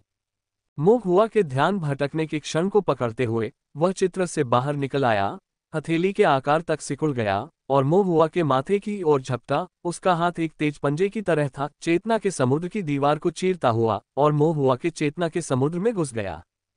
तीखे नुकीले दांतों वाला छोटा हरा चेहरा वाला भूत चेतना के खाली सफेद सागर में घुस गया और खुशी से फूला नहीं समा रहा था। वह खिलखिलाकर हंस रहा था और कह रहा था, कितनी गहन दिव्य अनुभूति, यह मुझे लंबे समय तक तृप्त रखने के लिए पर्याप्त होगी। फिर अपनी तांबे की घंटियों की तरह घूमती आंखों से उसने चेतना के सागर में चित्रकला संरचना को देखा और उसकी मुस्कान अचानक कठोर हो गई। आप यहाँ कैसे हैं? महुआ हैरान होकर बोला, यह मेरी चेतना का सागर है, मैं यहाँ क्यों नहीं हो सकता? नहीं नहीं, ये सही नहीं है। तुम्हें यहाँ नहीं होना चाहिए। छोटे हरे चेहरे वाले भूत की आंखें घूम गईं, उसका भाव बदल गया और अचानक वह चिल्लाया। दिव्य अनुभूति का प्रकटीकरण, एक प्राकृतिक प्रतिभा जो एक बेहतरीन पूरक है। यह एक दिव्य अवसर है। अच्छा, बहुत बढ़िया। महुआ ने अपनी भौहें सिकोड़ लीं। वाह, बढ़िया पूरक। क्या आप मेरे बारे में बात कर रहे हैं? क्या ये हरे चेहरे वाला छोटा सा भूत साधकों की दिव्य इंद्रियों पर पल रहा है? महुआ को तब याद आया कि श्री जुआंग ने क्या कहा था। चिंतन मानचित्र दूसरों की दिव्य भावना और स्वर्गीय दाव के बारे में उनकी समझ को दर्शाता है। दूसरे शब्दों में, ये जो चिंतन करता है वह दूसरे का दाव होता है, या कभी कभी कुछ गैर मानवों का दाव होता है। एक बार जब दिव्य भावना इसमें लिप्त हो जाती है तो अक्सर इसके अत्यंत भयानक परिणाम होते हैं। क्या ये हरे चेहरे वाला छोटा भूत वही हो सकता है जिसे श्री जुआंग ने गैर मानवों का दाव कहा है? महुआ की निगाहें तेज हो गईं और उसने पूछा, तुम क्या हो? छोटे हरे चेहरे वाले भूत ने व्यंग्यपूर्वक कहा, बच्चे, एक बार मैं तुम्हें खा लूंगा तो तुम्हें पता चल जाएगा। महुआ की प्रतिक्रिया की प्रतीक्षा किए बिना वह एक हरे रंग की छाया में बदल गया, अपने नुकीले दांत दिखाते हुए और भयंकर चेहरा बनाते हुए सीधे महुआ की ओर झपटा, मानो वह उसे निगलने वाला हो। महुआ जल्दी से पीछे हट गया, उसका शरीर सुंदर था और वह उस छोटे हरे चेहरे वाले भूत से बच रहा था। छोटा हरा चेहरा वाला भूत आश्चर्यचकित और संदिग्ध था। महुआ भी थोड़ा स्तब्ध था। उसने पाया कि चेतना के सागर में वह जलमार्ग चरण का उपयोग कर सकता है। इससे पहले जब उसने चेतना के सागर में प्रवेश किया था तो वह हमेशा ताओवादी स्तंभ के सामने बैठा रहता था, आकृतियां बनाता रहता था। उसने कभी भी गति तकनीक का उपयोग करने की कोशिश नहीं की थी। अब जब वह छोटे भूत के हमले से बच रहा था, उसने अनजाने में एक गति तकनीक का उपयोग किया और तब महुआ को इसका एहसास हुआ। यदि जल पारगमन चरण का उपयोग किया जा सकता है तो मंत्रों के बारे में क्या? जैसे ही छोटा हरा चेहरा वाला भूत उस पर फिर से झपटा, महुआ ने उसे चकमा देते हुए जल कारावास तकनीक और अग्नि गोला तकनीक का उपयोग करने की कोशिश की। हालांकि वह इनमें से कोई भी मंत्र डालने में असमर्थ था। जल पारंग चरण आध्यात्मिक शक्ति को नियंत्रित करने के लिए दिव्य इंद्रिय का उपयोग करता है, जो फिर भौतिक शरीर का नेतृत्व करता है। अब चेतना के सागर में महुआ एक शुद्ध विचार शरीर था, जिसमें कोई आध्यात्मिक शक्ति या भौतिक शरीर नहीं था। इसलिए स्वाभाविक रूप से वह इतनी फुर्ती से आगे बढ़ सकता था मानो वह जलमार्ग से गुजरने वाले कदम का उपयोग कर रहा हो। लेकिन जल कारावास तकनीक और अग्नि गोला तकनीक दोनों ही आध्यात्मिक शक्ति को प्रेरित करने और मंत्रों को संघनित करने के लिए दिव्य इंद्रिय पर निर्भर करती हैं, जिसमें आध्यात्मिक शक्ति ही आधार है।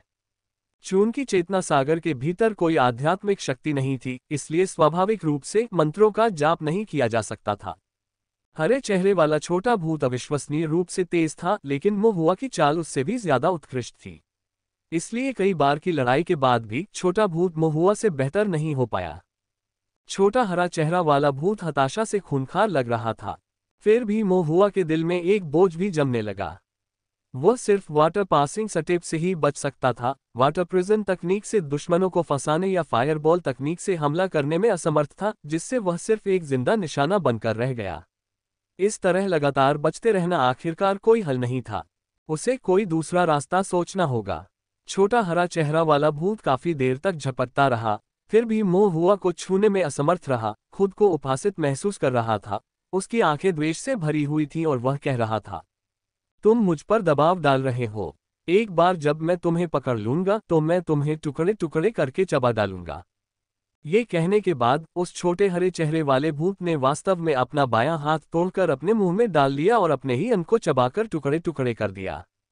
इसके साथ ही छोटे भूत के शरीर से एक भयंकर आभा उठी। भूत का शरीर धीरे धीरे बड़ा होता गया, उसकी हत्या की नीयत और भी सघन होती गई, उसके नुकीले दांत लंबे होते गए और उसका चेहरा और भी भयानक होता गया। पल भर में ही वह एक सच्चा दुष्ट भूत बन गया। अब तुम बच नहीं पाओगे। हरे चेहरे वाले शैतान ने महुआ को तिरस्कार भरी नजरों से देखा, लेकिन फिर उसने देखा कि महुआ अब भाग नहीं रहा था और स्थिर खड़ा था। महुआ के आसपास कुछ जटिल पैटर्न अज्ञात समय पर प्रकट हुए थे। योजना बना रहे हो, दुष्ट भूत ने भारी स्वर में कहा, फिर निडर होकर सीधे महुआ की ओर दौड़ा। जैसे ही वह महुआ के पास एक गज की दूरी पर पहुंचा, जैसे ही उसने उन पैटर्नों को छुआ, उसे एक भयानक शक्ति का कंपन महसूस हुआ। प्रचंड आग की एक लहर ने तुरंत उसे घेर लिया, जिससे उसका शरीर जलने लगा और उसे अंतहीन पीड़ा होने लगी। दुष्ट आत्मा अविश्वास में चिल्लाया, एक फॉर्मेशन, आप एक फॉर्मेशन मास्टर हैं। फॉर्मेशन की प्रभावशीलता और उसकी शक्ति को उसकी अपेक्षा से अधिक मजबूत देखकर महुआ भी राहत की सांस लेने से खुद को नहीं रोक सका। चूंकि वह मंत्रों का प्रयोग नहीं कर सकता था, इसलिए वह केवल संरचना का ही प्रयोग कर सकता था। महुआ की साधना तकनीक स्वर्ग ज्ञान जुए थी, और स्वर्ग ज्ञान जुए की बाधा रहस्य संरचना थी। रहस्य संरचना चेतना के सागर के भीतर अंतर्निहित है, और इसे हल करने के लिए महुआ को चेतना के सागर के अंदर संरचना पैटर्न बनाना होगा, रहस्य संरचना को सुलझाना होगा और अड़चन को तोड़ना होगा।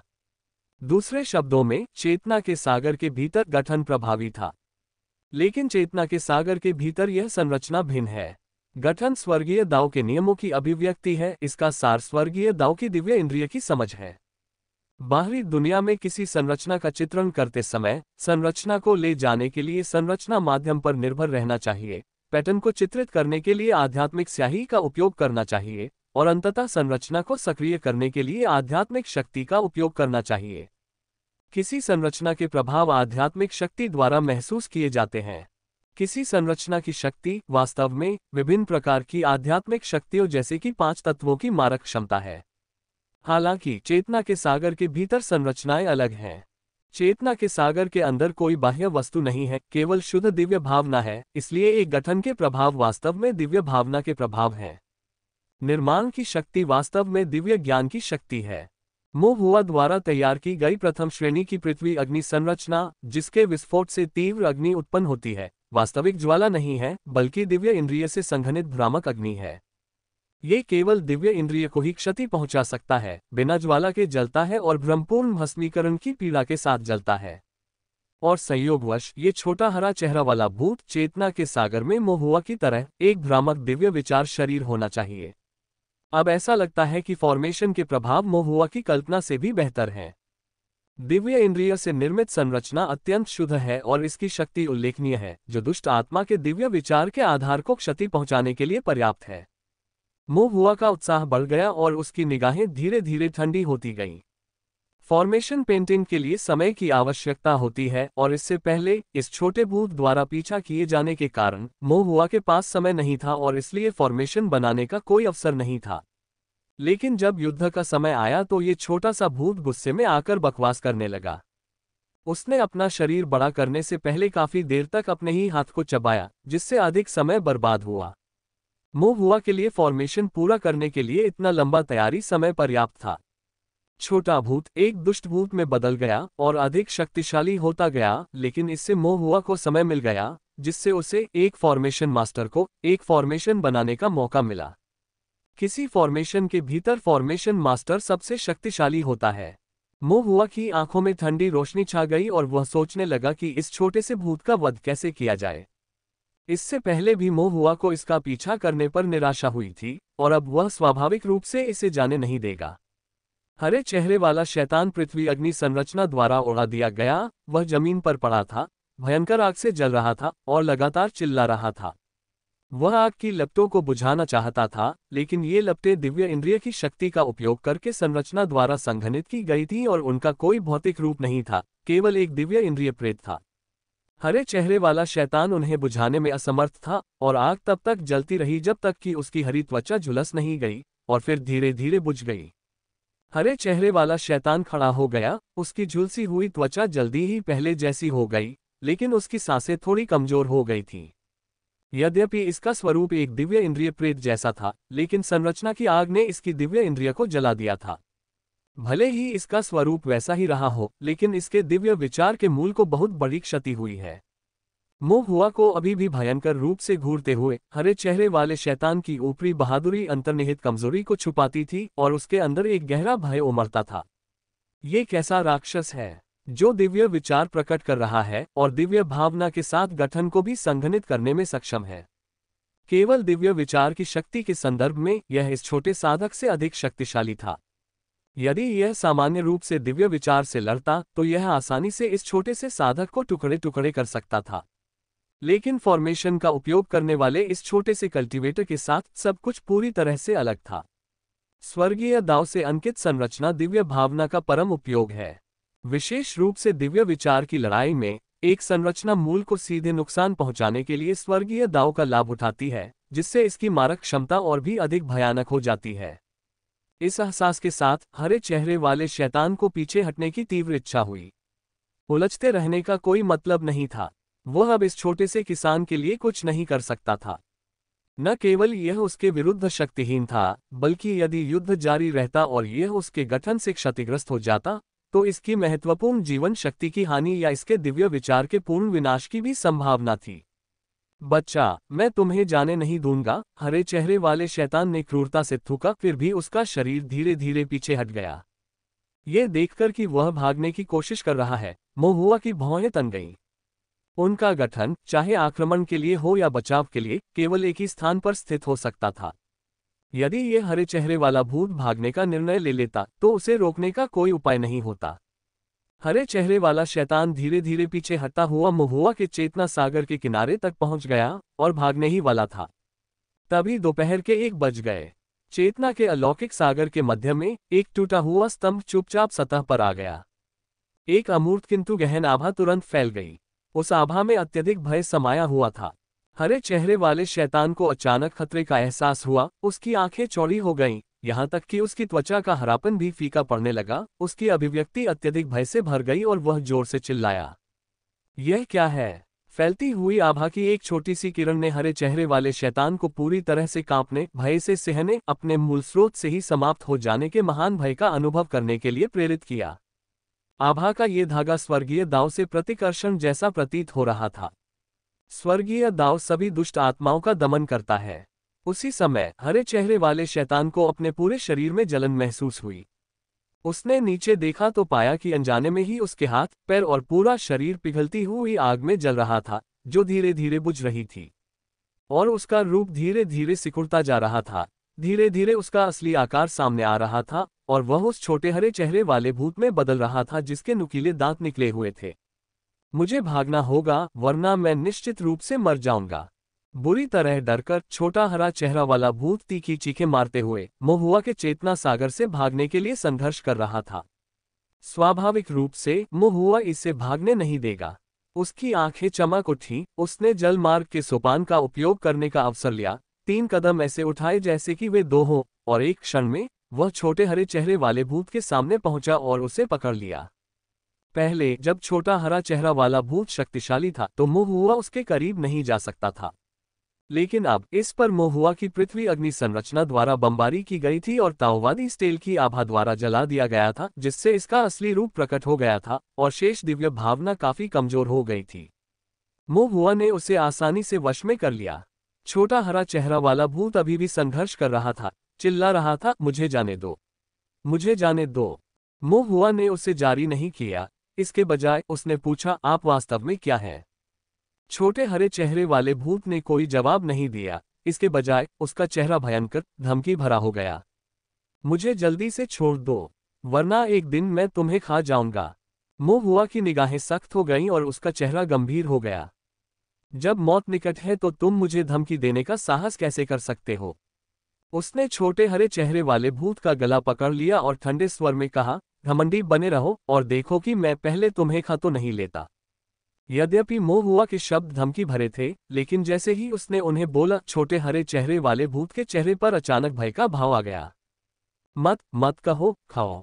छोटा हरा चेहरा वाला भूत हैरान और डरा हुआ था, लेकिन बहुत देर हो चुकी थी। जैसे ही महुआ ने बोलना समाप्त किया, ताओवादी स्तंभ से एक अधिक राजसी आभा निकली, जिसने छोटे हरे चेहरे वाले भूत को एक छायादार आकृति में जला दिया। छोटे हरे चेहरे वाले भूत की छायादार आकृति चीख रही थी, छटपटा रही थी, संघर्ष कर रही थी, चीख रही थी, लेकिन ये सब व्यर्थ था। ताओवादी स्तंभ की आभा ने उसे कुचल दिया और जल्दी ही कुछ हरे वाष्पों में बदल दिया। इसके बाद हरे रंग की भाप के ये रेशे सीधे महुआ के मुंह में घुस गए और उसके पेट में समा गए। एक पल में छोटे हरे चेहरे वाले भूत को महुआ ने खा लिया। महुआ दंग रह गया। वह तो बस यूं ही बोल रहा था, उसने वास्तव में इस छोटे से भूत को कैसे खाया? वह वास्तव में इसे खाना नहीं चाहता था। हरे चेहरे और तीखे दांतों वाले छोटे भूत के बदसूरत रूप के बारे में सोचकर महुआ बुदबुदाने से खुद को नहीं रोक सका। मुझे उम्मीद है कि इससे मेरा पेट खराब नहीं होगा। नहीं, मेरा दिमाग खराब नहीं होगा। इससे पहले कि वह बोलना समाप्त करता, महुआ की अभिव्यक्ति बदल गई। उसे ऐसा महसूस हुआ जैसे उसके मन में एक बहुरूपदर्शक खुल गया हो, जो अनेक नई छवियों से भरा हुआ हो। पहाड़ों की गहराई में एक छोटा ताओवादी बालक ताओ साधना सीखने में एक ताओवादी का अनुसरण करता रहा। ताओवादी एक अजीब किताब पढ़ रहा था, ताओवादी बालक भी उसे देख रहा था, और जैसे जैसे वे ऐसा कर रहे थे, उनकी मुस्कुराहट धीरे धीरे भयानक होती गई, और वे दोनों मनुष्यों को खाना चाहते थे। ताओवादी बालक और ताओवादी ने मिलकर भटकते साधकों को धोखा दिया और लोगों को खाना शुरू कर दिया। जैसे ही उन्होंने खाना खाया, दोनों ने अपना मानवीय आकार खो दिया। उनमें से एक तीखे दांतों वाले लाल चेहरे वाले दुष्ट भूत में बदल गया और दूसरा एक छोटे हरे चेहरे वाले भूत में बदल गया। बाद में एक श्वेत वस्त्रधारी तलवार साधक बादलों पर कदम रखते हुए आया और एक ही तलवार के वार से उसने लाल चेहरे वाले दुष्ट भूत को मार डाला, जो ताओवादी बन गया था। हालांकि ताओवादी बालक, जो छोटे हरे चेहरे वाले भूत में बदल गया था, इस वध से बच निकला और एक ताओवादी मंदिर में बंद एक चित्र में छिप गया। बाद में कई किसानों ने इस पेंटिंग को प्राप्त किया। उथली अंतर्दृष्टि वाले लोग, जो इसका वास्तविक रूप नहीं देख पाते थे, कहते थे कि यह एक गुरु के आसन के नीचे बैठा एक ताओवादी बालक है। जिन लोगों में गहन दिव्य बोध था, जिन्होंने इसका असली चेहरा देखा, उन्होंने इसे एक दुष्ट संतान कहा। और कुछ अनजान लोग भी थे जो इस छवि का ध्यान करते थे तथा इसकी दिव्य भावना को ग्रहण करते थे। लेकिन उधार लेने का मतलब है कि आपको चुकाना होगा। ये धीरे धीरे इन लोगों की दिव्य भावना को नष्ट कर देगा। जब तक एक संप्रदाय के बुजुर्ग ने इसे बंद नहीं कर दिया, तब तक इसे सूर्य का प्रकाश नहीं मिला और ये लंबे समय तक भूखा रहा। बाद में एक संप्रदाय के शिष्य ने इसे चुरा लिया। इस संप्रदाय के शिष्य का चेहरा युवा और महत्वाकांक्षा से भरा हुआ था। यह कोई और नहीं बल्कि ब्लैक माउंटेन स्ट्रॉन्गहोल्ड का तीसरा हाउस होल्डर था। सभी प्रकार की छवियां और अनुभव एक दूसरे पर ढेर हो गए और महुआ के दिमाग में भर गए। महुआ के विचार अस्तव्यस्त थे, वह उन्हें ध्यान से पहचान नहीं पा रहा था, और एक क्षण में उसके हृदय में एक आवेग उमड़ पड़ा। वह लोगों को खाना चाहता था। महुआ का दिल धड़क उठा। उसी समय हत्या, लालच और भयावह विचार उमड़ पड़े। महुआ की भौहें सिकुड़ गईं क्योंकि उसे अचानक एहसास हुआ उसने छोटे हरे चेहरे वाले भूत को खा लिया, इसलिए उसका मन भी इन बुरे विचारों से अभिभूत था। समय के साथ यदि ऐसे बुरे विचार उसके मन में और गहरे हो गए, तो उसे सचमुच डर लगने लगा कि वह लोगों को खा लेगा। दर्द को सहन करते हुए महुआ तुरंत ताओवादी स्तंभ के सामने ध्यान करने के लिए बैठ गया श्री जुआंग द्वारा सिखाई गई ध्यान तकनीक का उपयोग करते हुए अपने मन को केंद्रित करने और भटके हुए विचारों को दूर करने के लिए मो हुआ के मन में बुरे विचार प्रकट हुए और एक एक करके बुझ गए, चक्रों में घटते बढ़ते रहे। उसी समय मो हुआ को श्री जुआंग के शब्द याद आ गए। अपने आप को धोखा दिए बिना हृदय की प्रकृति का अनुसरण करें। यदि बुरे विचार भी उठें तो डरे नहीं, भयभीत न हो, स्वयं को धोखा न दें, चिंतन में स्वयं को देखें, स्पष्ट मन वाले बने, हृदय को पिंजरे से मुक्त करें और असीम रूप से विचरण करें।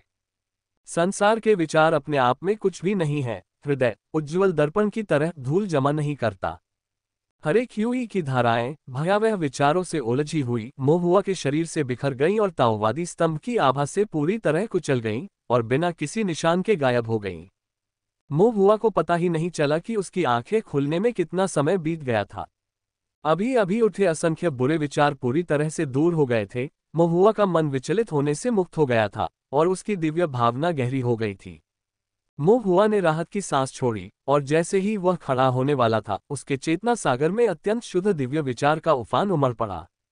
ये दिव्य विचार छोटे हरे चेहरे वाले भूत के भयावह विचारों का शुद्ध अवशेष था, दिव्य ज्ञान की शुद्ध शक्ति। इस शुद्ध दिव्य भावना ने मो हुआ के चेतना सागर को भर दिया। छोटे हरे चेहरे वाले भूत का दिव्य विचार पहले से ही मो हुआ से अधिक शक्तिशाली था और इसके शोधन के बाद उसके दिव्य विचार की शक्ति और भी अधिक विशाल हो गई। मो हुआ को समझ नहीं आ रहा था कि क्या करे। ताओ साधना सिद्धांत या श्री जुआंग की शिक्षाओं में उन्हें ऐसी स्थिति का कभी सामना नहीं करना पड़ा था। जैसे जैसे मो हुआ हिचकिचा रहा था, अधिकाधिक मात्रा में शुद्ध दिव्य विचार एकत्रित हो रहे थे। ज्वार की तरह अचानक मो हुआ के चेतना सागर में बाढ़ आ रही थी, उसके मन की दीवारों पर आक्रमण कर रही थी। मो हुआ का चेतना सागर इतना दर्द कर रहा था कि लगभग फटने ही वाला था। अच्छा नहीं है, मो हुआ का दिल घबरा गया। यह दिव्य विचार बहुत अधिक था, यह उसकी चेतना के सागर को फाड़ देगा। मो हुआ ने अपनी चेतना के सागर में तीव्र पीड़ा को सहन किया और तेजी से ताओवादी स्तंभ पर निर्माण पैटर्न बनाना शुरू कर दिया। संरचना पैटर्न बनाने में बहुत अधिक दिव्य संवेदना की आवश्यकता होती है और मो हुआ अपनी चेतना के सागर को टूटने से बचाने के लिए दिव्य विचार के इस उभार को दूर करने के लिए संरचना का उपयोग करना चाहता था। अपनी उंगली को ब्रश की तरह इस्तेमाल करते हुए मो हुआ ने ताओवादी स्तंभ पर बेतहाशा चित्र बनाना शुरू कर दिया। सभी प्रकार की 5 तत्व संरचनाएं, कंपास अभिभावक बाल यौगिक संरचनाएं, पिघलने वाली आग यौगिक संरचनाएं, छिपाव संरचनाएं इत्यादि।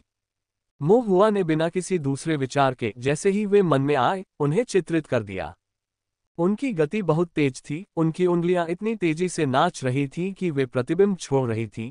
उनकी दिव्य भावना बाहर निकल रही थी। एक संरचना पैटर्न दूसरे पर परतदार था, जिसे मो हुआ द्वारा ताओवादी स्केल पर बनाया गया था। लेकिन मो हुआ चाहे कितनी भी तेजी से चित्र बनाता, वह दिव्य विचार के विकास की गति के साथ नहीं चल पाता था। उस समय मो हुआ ने उल्टी आत्मा संरचना के बारे में सोचा। एक प्रथम श्रेणी का 10 पैटर्न वाला उल्टा स्पिरिट फॉर्मेशन, जिसे दिव्य संवेदना के अपने वर्तमान स्तर के साथ वह पूरी तरह से चित्रित करने में पूरी तरह से असमर्थ था। लेकिन इसका मतलब ये भी था कि रिवर्स्ड स्पिरिट फॉर्मेशन को बनाने में बड़ी मात्रा में दिव्य संवेदना की खपत हो सकती थी। मो हुआ ने उल्टी आत्मा संरचना के निर्माण पैटर्न को याद करना शुरू किया और फिर ताओवादी स्तंभ पर उल्टी आत्मा संरचना को चित्रित करने का प्रयास किया। पहला प्रयास असफल रहा, दूसरा प्रयास भी विफल रहा। अल्पविराम। मो हुआ ने सब कुछ नजरअंदाज कर दिया और बार बार चित्र बनाता रहा। साथ ही जिस गति से वह दिव्य विचार का उपभोग कर रहा था, वह अंततः दिव्य विचार के विकास के साथ संतुलित हो गया। दिव्य विचार ने अब उसकी चेतना के सागर पर दबाव नहीं डाला और उसके भीतर का दर्द धीरे धीरे कम हो गया। मो हुआ को कुछ बेहतर महसूस हुआ, फिर वह उत्साहित हो गई, दिव्य विचारों को खर्च करना जारी रखा तथा पूरी तरह से उल्टी आत्मा संरचना के अभ्यास पर ध्यान केंद्रित किया। मो हुआ बार बार इसे चित्रित करता रहा। ताओवादी स्तंभ पर उन्होंने जो संरचनाएं बनाईं, वे एक के ऊपर एक परतों में थीं। उन्हें नहीं पता था कि उन्होंने ऐसा कितनी बार किया। प्रत्येक चित्रांकन के साथ वह थोड़ा आगे बढ़ता जाता और प्रत्येक कदम के साथ अधिक दिव्य विचार उसमें समाहित होते जाते तथा उसकी दिव्य अनुभूति भी प्रबल होती जाती। धाराएं धीरे धीरे नदियों में परिवर्तित हो रही हैं। अंततः मो हुआ द्वारा लगाए गए अंतिम प्रहार के साथ दिव्य विचार समाप्त हो गया और उल्टी आत्मा संरचना एक गहरी चमक में फूट पड़ी। फॉर्मेशन पैटर्न प्रकाशित हो गए और फॉर्मेशन प्रभावी हो गया। इसका अर्थ था कि महुआ ने पूरी तरह से उल्टी आत्मा संरचना बना ली थी। प्रथम श्रेणी का 10 पैटर्न वाला उल्टा स्पिरिट फॉर्मेशन, जिसे स्वर्गीय दाओ की एक विसंगति माना जाता है, जो अपने वर्ग से परे है। भाग्यवश महुआ ने चिंतन मानचित्र में दिव्य विचार की सहायता से एक ऐसी संरचना तैयार की थी जिसे सामान्यतः उसके स्तर का एक संरचना मास्टर समझ नहीं सकता था। हुआ पूरी तरह से जमीन पर गिर पड़ा, बहुत थक गया। उस छोटे हरे चेहरे वाले भूत ने अनगिनत लोगों की दिव्य भावनाओं को ग्रहण किया होगा तथा ऐसे विशाल दिव्य विचारों का निर्माण किया होगा। महुआ को इस बात का कोई अंदाजा नहीं था कि दिव्य विचारों के उस ढेर के समाप्त होने से पहले उसने कितनी संरचनाएं बना ली थीं। उनके सामने ताओवादी स्तंभ पर इसका अधिकांश भाग महुआ द्वारा बनाई गई संरचनाओं से ढका हुआ था, जो परतों पर परतें थीं, घनी थीं और अत्यंत जटिल दिख रही थीं। महुआ ने इन संरचनाओं को मिटाने के बारे में सोचा, लेकिन अचानक वह हिचकिचाया। यदि वह इन संरचनाओं को मिटा दे तो क्या उन्हें खींचने के लिए प्रयुक्त दिव्य इंद्रिय वापस लौटकर उसकी चेतना के सागर को पुनः भर देगी? अनिश्चित, महुआ ने एक को मिटाने का निर्णय लिया और देखा कि क्या होता है। महुआ ने हाथ बढ़ाकर प्रथम श्रेणी के 5 तत्वों वाले एकल स्वरूप को मिटा दिया। दिव्य ज्ञान वापस नहीं आया। महुआ ने उसकी ठोड़ी पर हाथ फेरा, एक पल सोचा, फिर समझ गया। इन संरचनाओं को बनाने के लिए उसने जिन दिव्य विचारों का प्रयोग किया था, वे छोटे हरे चेहरे वाले भूत के थे, न कि उसकी अपनी दिव्य भावना के। अतः संरचनाओं के तैयार हो जाने के बाद उन्हें मिटा देने से दिव्य अनुभूति वापस नहीं आएगी, क्योंकि वह दिव्य इंद्रिय शक्ति शुरू से ही उसकी नहीं थी। महुआ को राहत महसूस हुई और फिर उसने बाकी संरचनाओं को मिटाना शुरू कर दिया। ताओवादी स्तंभ का चेहरा शून्यता की स्थिति में लौट गया तथा पीछे केवल 10 पैटर्नों वाला एक उल्टा आत्मा स्वरूप रह गया।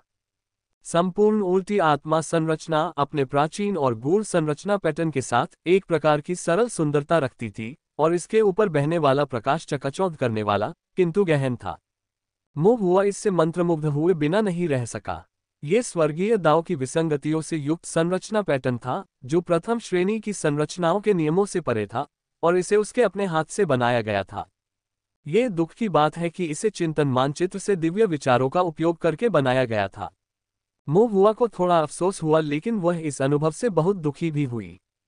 वास्तव में फॉर्मेशन कला विशाल और गहन है, ऐसा लगता है कि अभी भी उसे बहुत कुछ सीखना है। कुछ देर तक इसकी प्रशंसा करने के बाद महुआ ने अनिच्छा से उल्टी आत्मा संरचना को मिटाने के लिए हाथ बढ़ाया। महुआ ने केवल एक स्ट्रोक मिटाया था जब उसे अचानक उसके दिल में एक झटका लगा और उसकी आंखें चौड़ी हो गईं। उसने आश्चर्यजनक रूप से अपनी दिव्य इंद्रिय को वापस लौटता हुआ महसूस किया। महुआ पूरी तरह से हैरान था। क्या इसका मतलब ये हो सकता है कि यह संरचना उनकी अपनी दिव्य इंद्रिय का उपयोग करके तैयार की गई थी? महुआ का दिल तेजी से धड़कने लगा। एकाग्र दृष्टि से उन्होंने उल्टी आत्मा संरचना को पूरी तरह मिटा दिया। उसी समय एक विशाल और असीम दिव्य भावना उनकी चेतना के सागर में लौट आए। ये दिव्य भावना महुआ की पिछली भावना से बहुत मजबूत, अधिक सघन और अधिक शक्तिशाली थी। यह एक दिव्य भावना का आधार था। महुआ को विश्वास नहीं हुआ। हे मेरे दिव्य ज्ञान, क्या ये पहले से ही फाउंडेशन बिल्डिंग के बराबर है?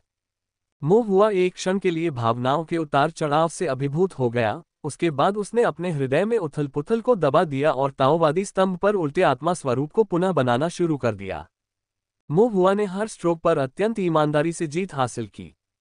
जब तक उन्होंने 9.5 संरचना पैटर्न बना लिए, तब तक उनकी दिव्य भावना अभी भी काफी हद तक शेष थी। अपनी उत्तेजना को नियंत्रित करते हुए महुआ ने चित्र बनाना जारी रखा। जब उल्टी आत्मा संरचना पूरी तरह से पूरी हो गई तो महुआ की दिव्य भावना भी लगभग समाप्त हो गई थी। ताओवादी स्तंभ पर एक बार फिर पूर्णतया उल्टी आत्मा संरचना अंकित थी। इसका मतलब ये भी था कि महुआ वास्तव में अपनी दिव्य इंद्रिय का उपयोग करके उल्टी आत्मा संरचना बना सकता था। वह अभी भी क्यूई शोधन चरण में था और उसके पास पहले से ही एक दिव्य भावना थी जो फाउंडेशन स्थापना चरण से मेल खाने के लिए पर्याप्त शक्तिशाली थी। स्वर ज्ञान जुए की बाधा दिव्य भावना में निहित है। अब यह अड़चन नहीं रही। इसका अर्थ ये भी था कि आधारशिला स्थापना के द्वार खुल गए थे। आगे की साधना और क्यूई शोधन क्षेत्र के शिखर पर पहुंचने के साथ महुआ वास्तव में आधार निर्माण साधक बन सकता था, या यूं कहें कि उसका एक पैर पहले ही फाउंडेशन बिल्डिंग के दरवाजे से अंदर जा चुका था। महुआ ने राहत की लंबी सांस ली और मुस्कुराए बिना नहीं रह सकी। फाउंडेशन बिल्डर बनना शाश्वत जीवन की खोज की ओर पहला कदम उठाना था तथा महान दाव की नींव स्थापित करना था। इस सीमा ने अनगिनत क्यूई साधना के ढीले अभ्यासियों को रोक दिया था। अब वह इस दहलीज को पार करने से बस एक कदम दूर था। इसके बाद उसे केवल नियमित रूप से साधना करनी थी और एक बार जब वह क्यूई शोधन के 9वें स्तर की पूर्णता तक पहुंच गया तो वह आधार स्थापना का प्रयास कर सकता था। मोहुआ बहुत खुश हुआ। थोड़ी देर बाद मोहुआ ने अचानक अपना सिर थपथपाया। मैं तो लगभग भूल ही गया था, मैं अभी भी ब्लैक माउंटेन स्ट्रॉन्गहोल्ड में हूँ। अभी खुश होने का समय नहीं है। मुझे पहले भागने का कोई रास्ता ढूंढना होगा।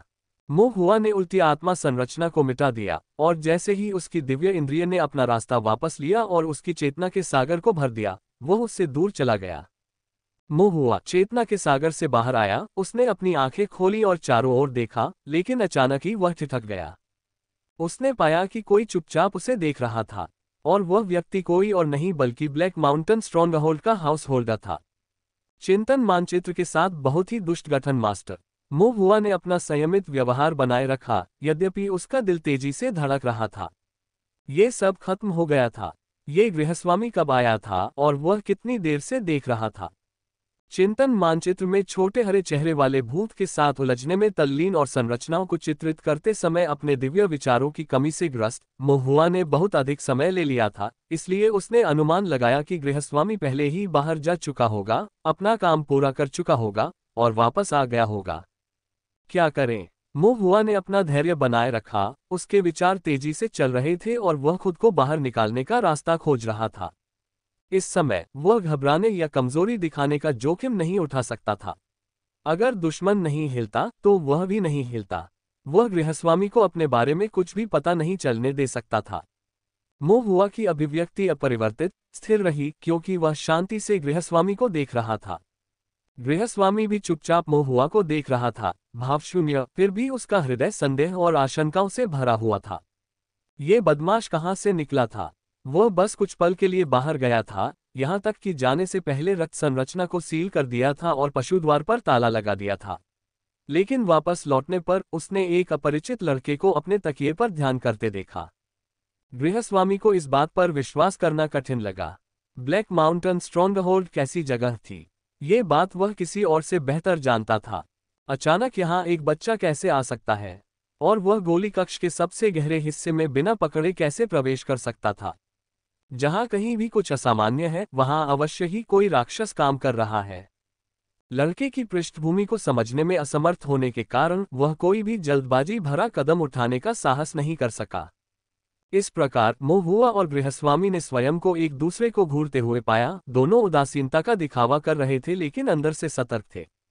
एक अनंत काल के बाद गृहस्वामी अब स्वयं को रोक नहीं सका।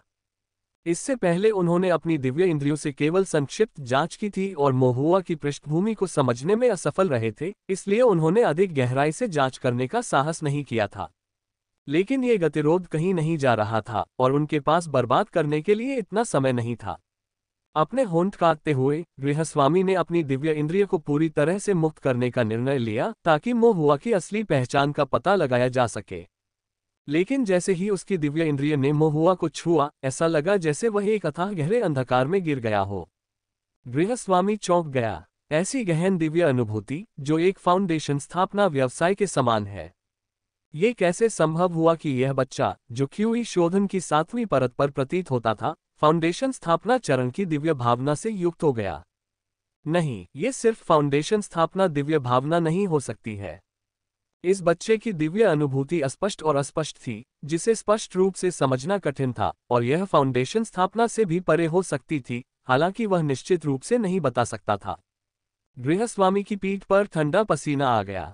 एक शब्द अचानक उसके दिमाग में आया, दिव्य आत्मा छीनना, स्वर्ग की अवहेलना करने और अपने जीवन को बढ़ाने के लिए दानव पथ में निषिद्ध तकनीक। स्वर्गीयताओं नियमित रूप से कार्य करता है तथा साधकों का जीवन और मृत्यु पूर्व निर्धारित होती है। प्रत्येक साधक जब तक कि वह अमर पथ में प्रवेश नहीं करता, शाश्वत जीवन प्राप्त नहीं कर सकता और जब उसका नियत अंत निकट आ जाता है, तो आकाश स्पर्शी साधना वाले भी मृत्यु से बच नहीं सकते। इस प्रकार अमरता तक पहुंचने में असमर्थ शक्तिशाली साधकों ने स्वर्गीय दाव को धोखा देने और अपने जीवन को लंबा करने के लिए कई निश्चित तकनीकों का निर्माण किया। इन तकनीकों से व्यक्ति को मृत्यु के सामने भी जीवित रहने की अनुमति मिलती थी तथा वह अपने नियतिगत अंत के बावजूद संसार में बने रह सकता था। दिव्य आत्मा छीनना इन निषिद्ध तकनीकों में सबसे गहन तकनीकों में से एक थी, जिसे ताओवादी न्यायालय द्वारा सख्ती से प्रतिबंधित किया गया था, और ये दानव पथ की एक शीर्ष गुप्त विरासत थी, जिसे आमतौर पर केवल दानव पथ के पूर्वजों द्वारा ही किया जाता था, जो सैकड़ों या हजारों वर्षों से जीवित थे। गृहस्वामी को अपनी हड्डियों में ठंडक महसूस हुई। दानव पथ में निषिद्ध कला, दिव्य आत्मा छीनना। क्या ये बच्चा कोई बूढ़ा राक्षस था जिसकी आत्मा छीन ली गई थी?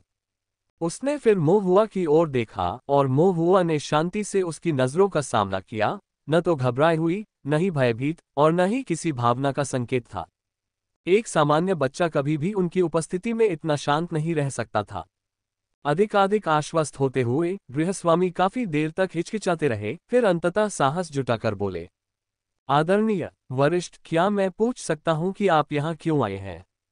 मोहुआ, जो शुरू में गृहस्वामी के विचारों के बारे में अनिश्चित था और खुद को शांत रखने के लिए संघर्ष कर रहा था, अचानक उसका प्रश्न सुनकर प्रेरणा की एक चमक महसूस हुई और एक अजीब सी हंसी निकल गई। वह हंसी शुद्ध होते हुए भी चंचल थी, मासूम होते हुए भी दुष्ट, अजीब होते हुए भी भयानक, मानो मानव त्वचा में छिपा हुआ कोई छोटा सा राक्षस हो। मुझे भूख लगी है, मैं एक इंसान को खाना चाहता हूं, मोहुआ ने कहा। हुआ ने बोलना समाप्त किया और अपने होंठ चाटे। उसके होंठ लाल और मोटे थे, जो कमरे के अंदर लाल रोशनी के प्रतिबिंब में कुछ भयावह लग रहे थे। तीसरे गृहस्वामी का दिल धड़क उठा। सचमुच एक प्राचीन राक्षस।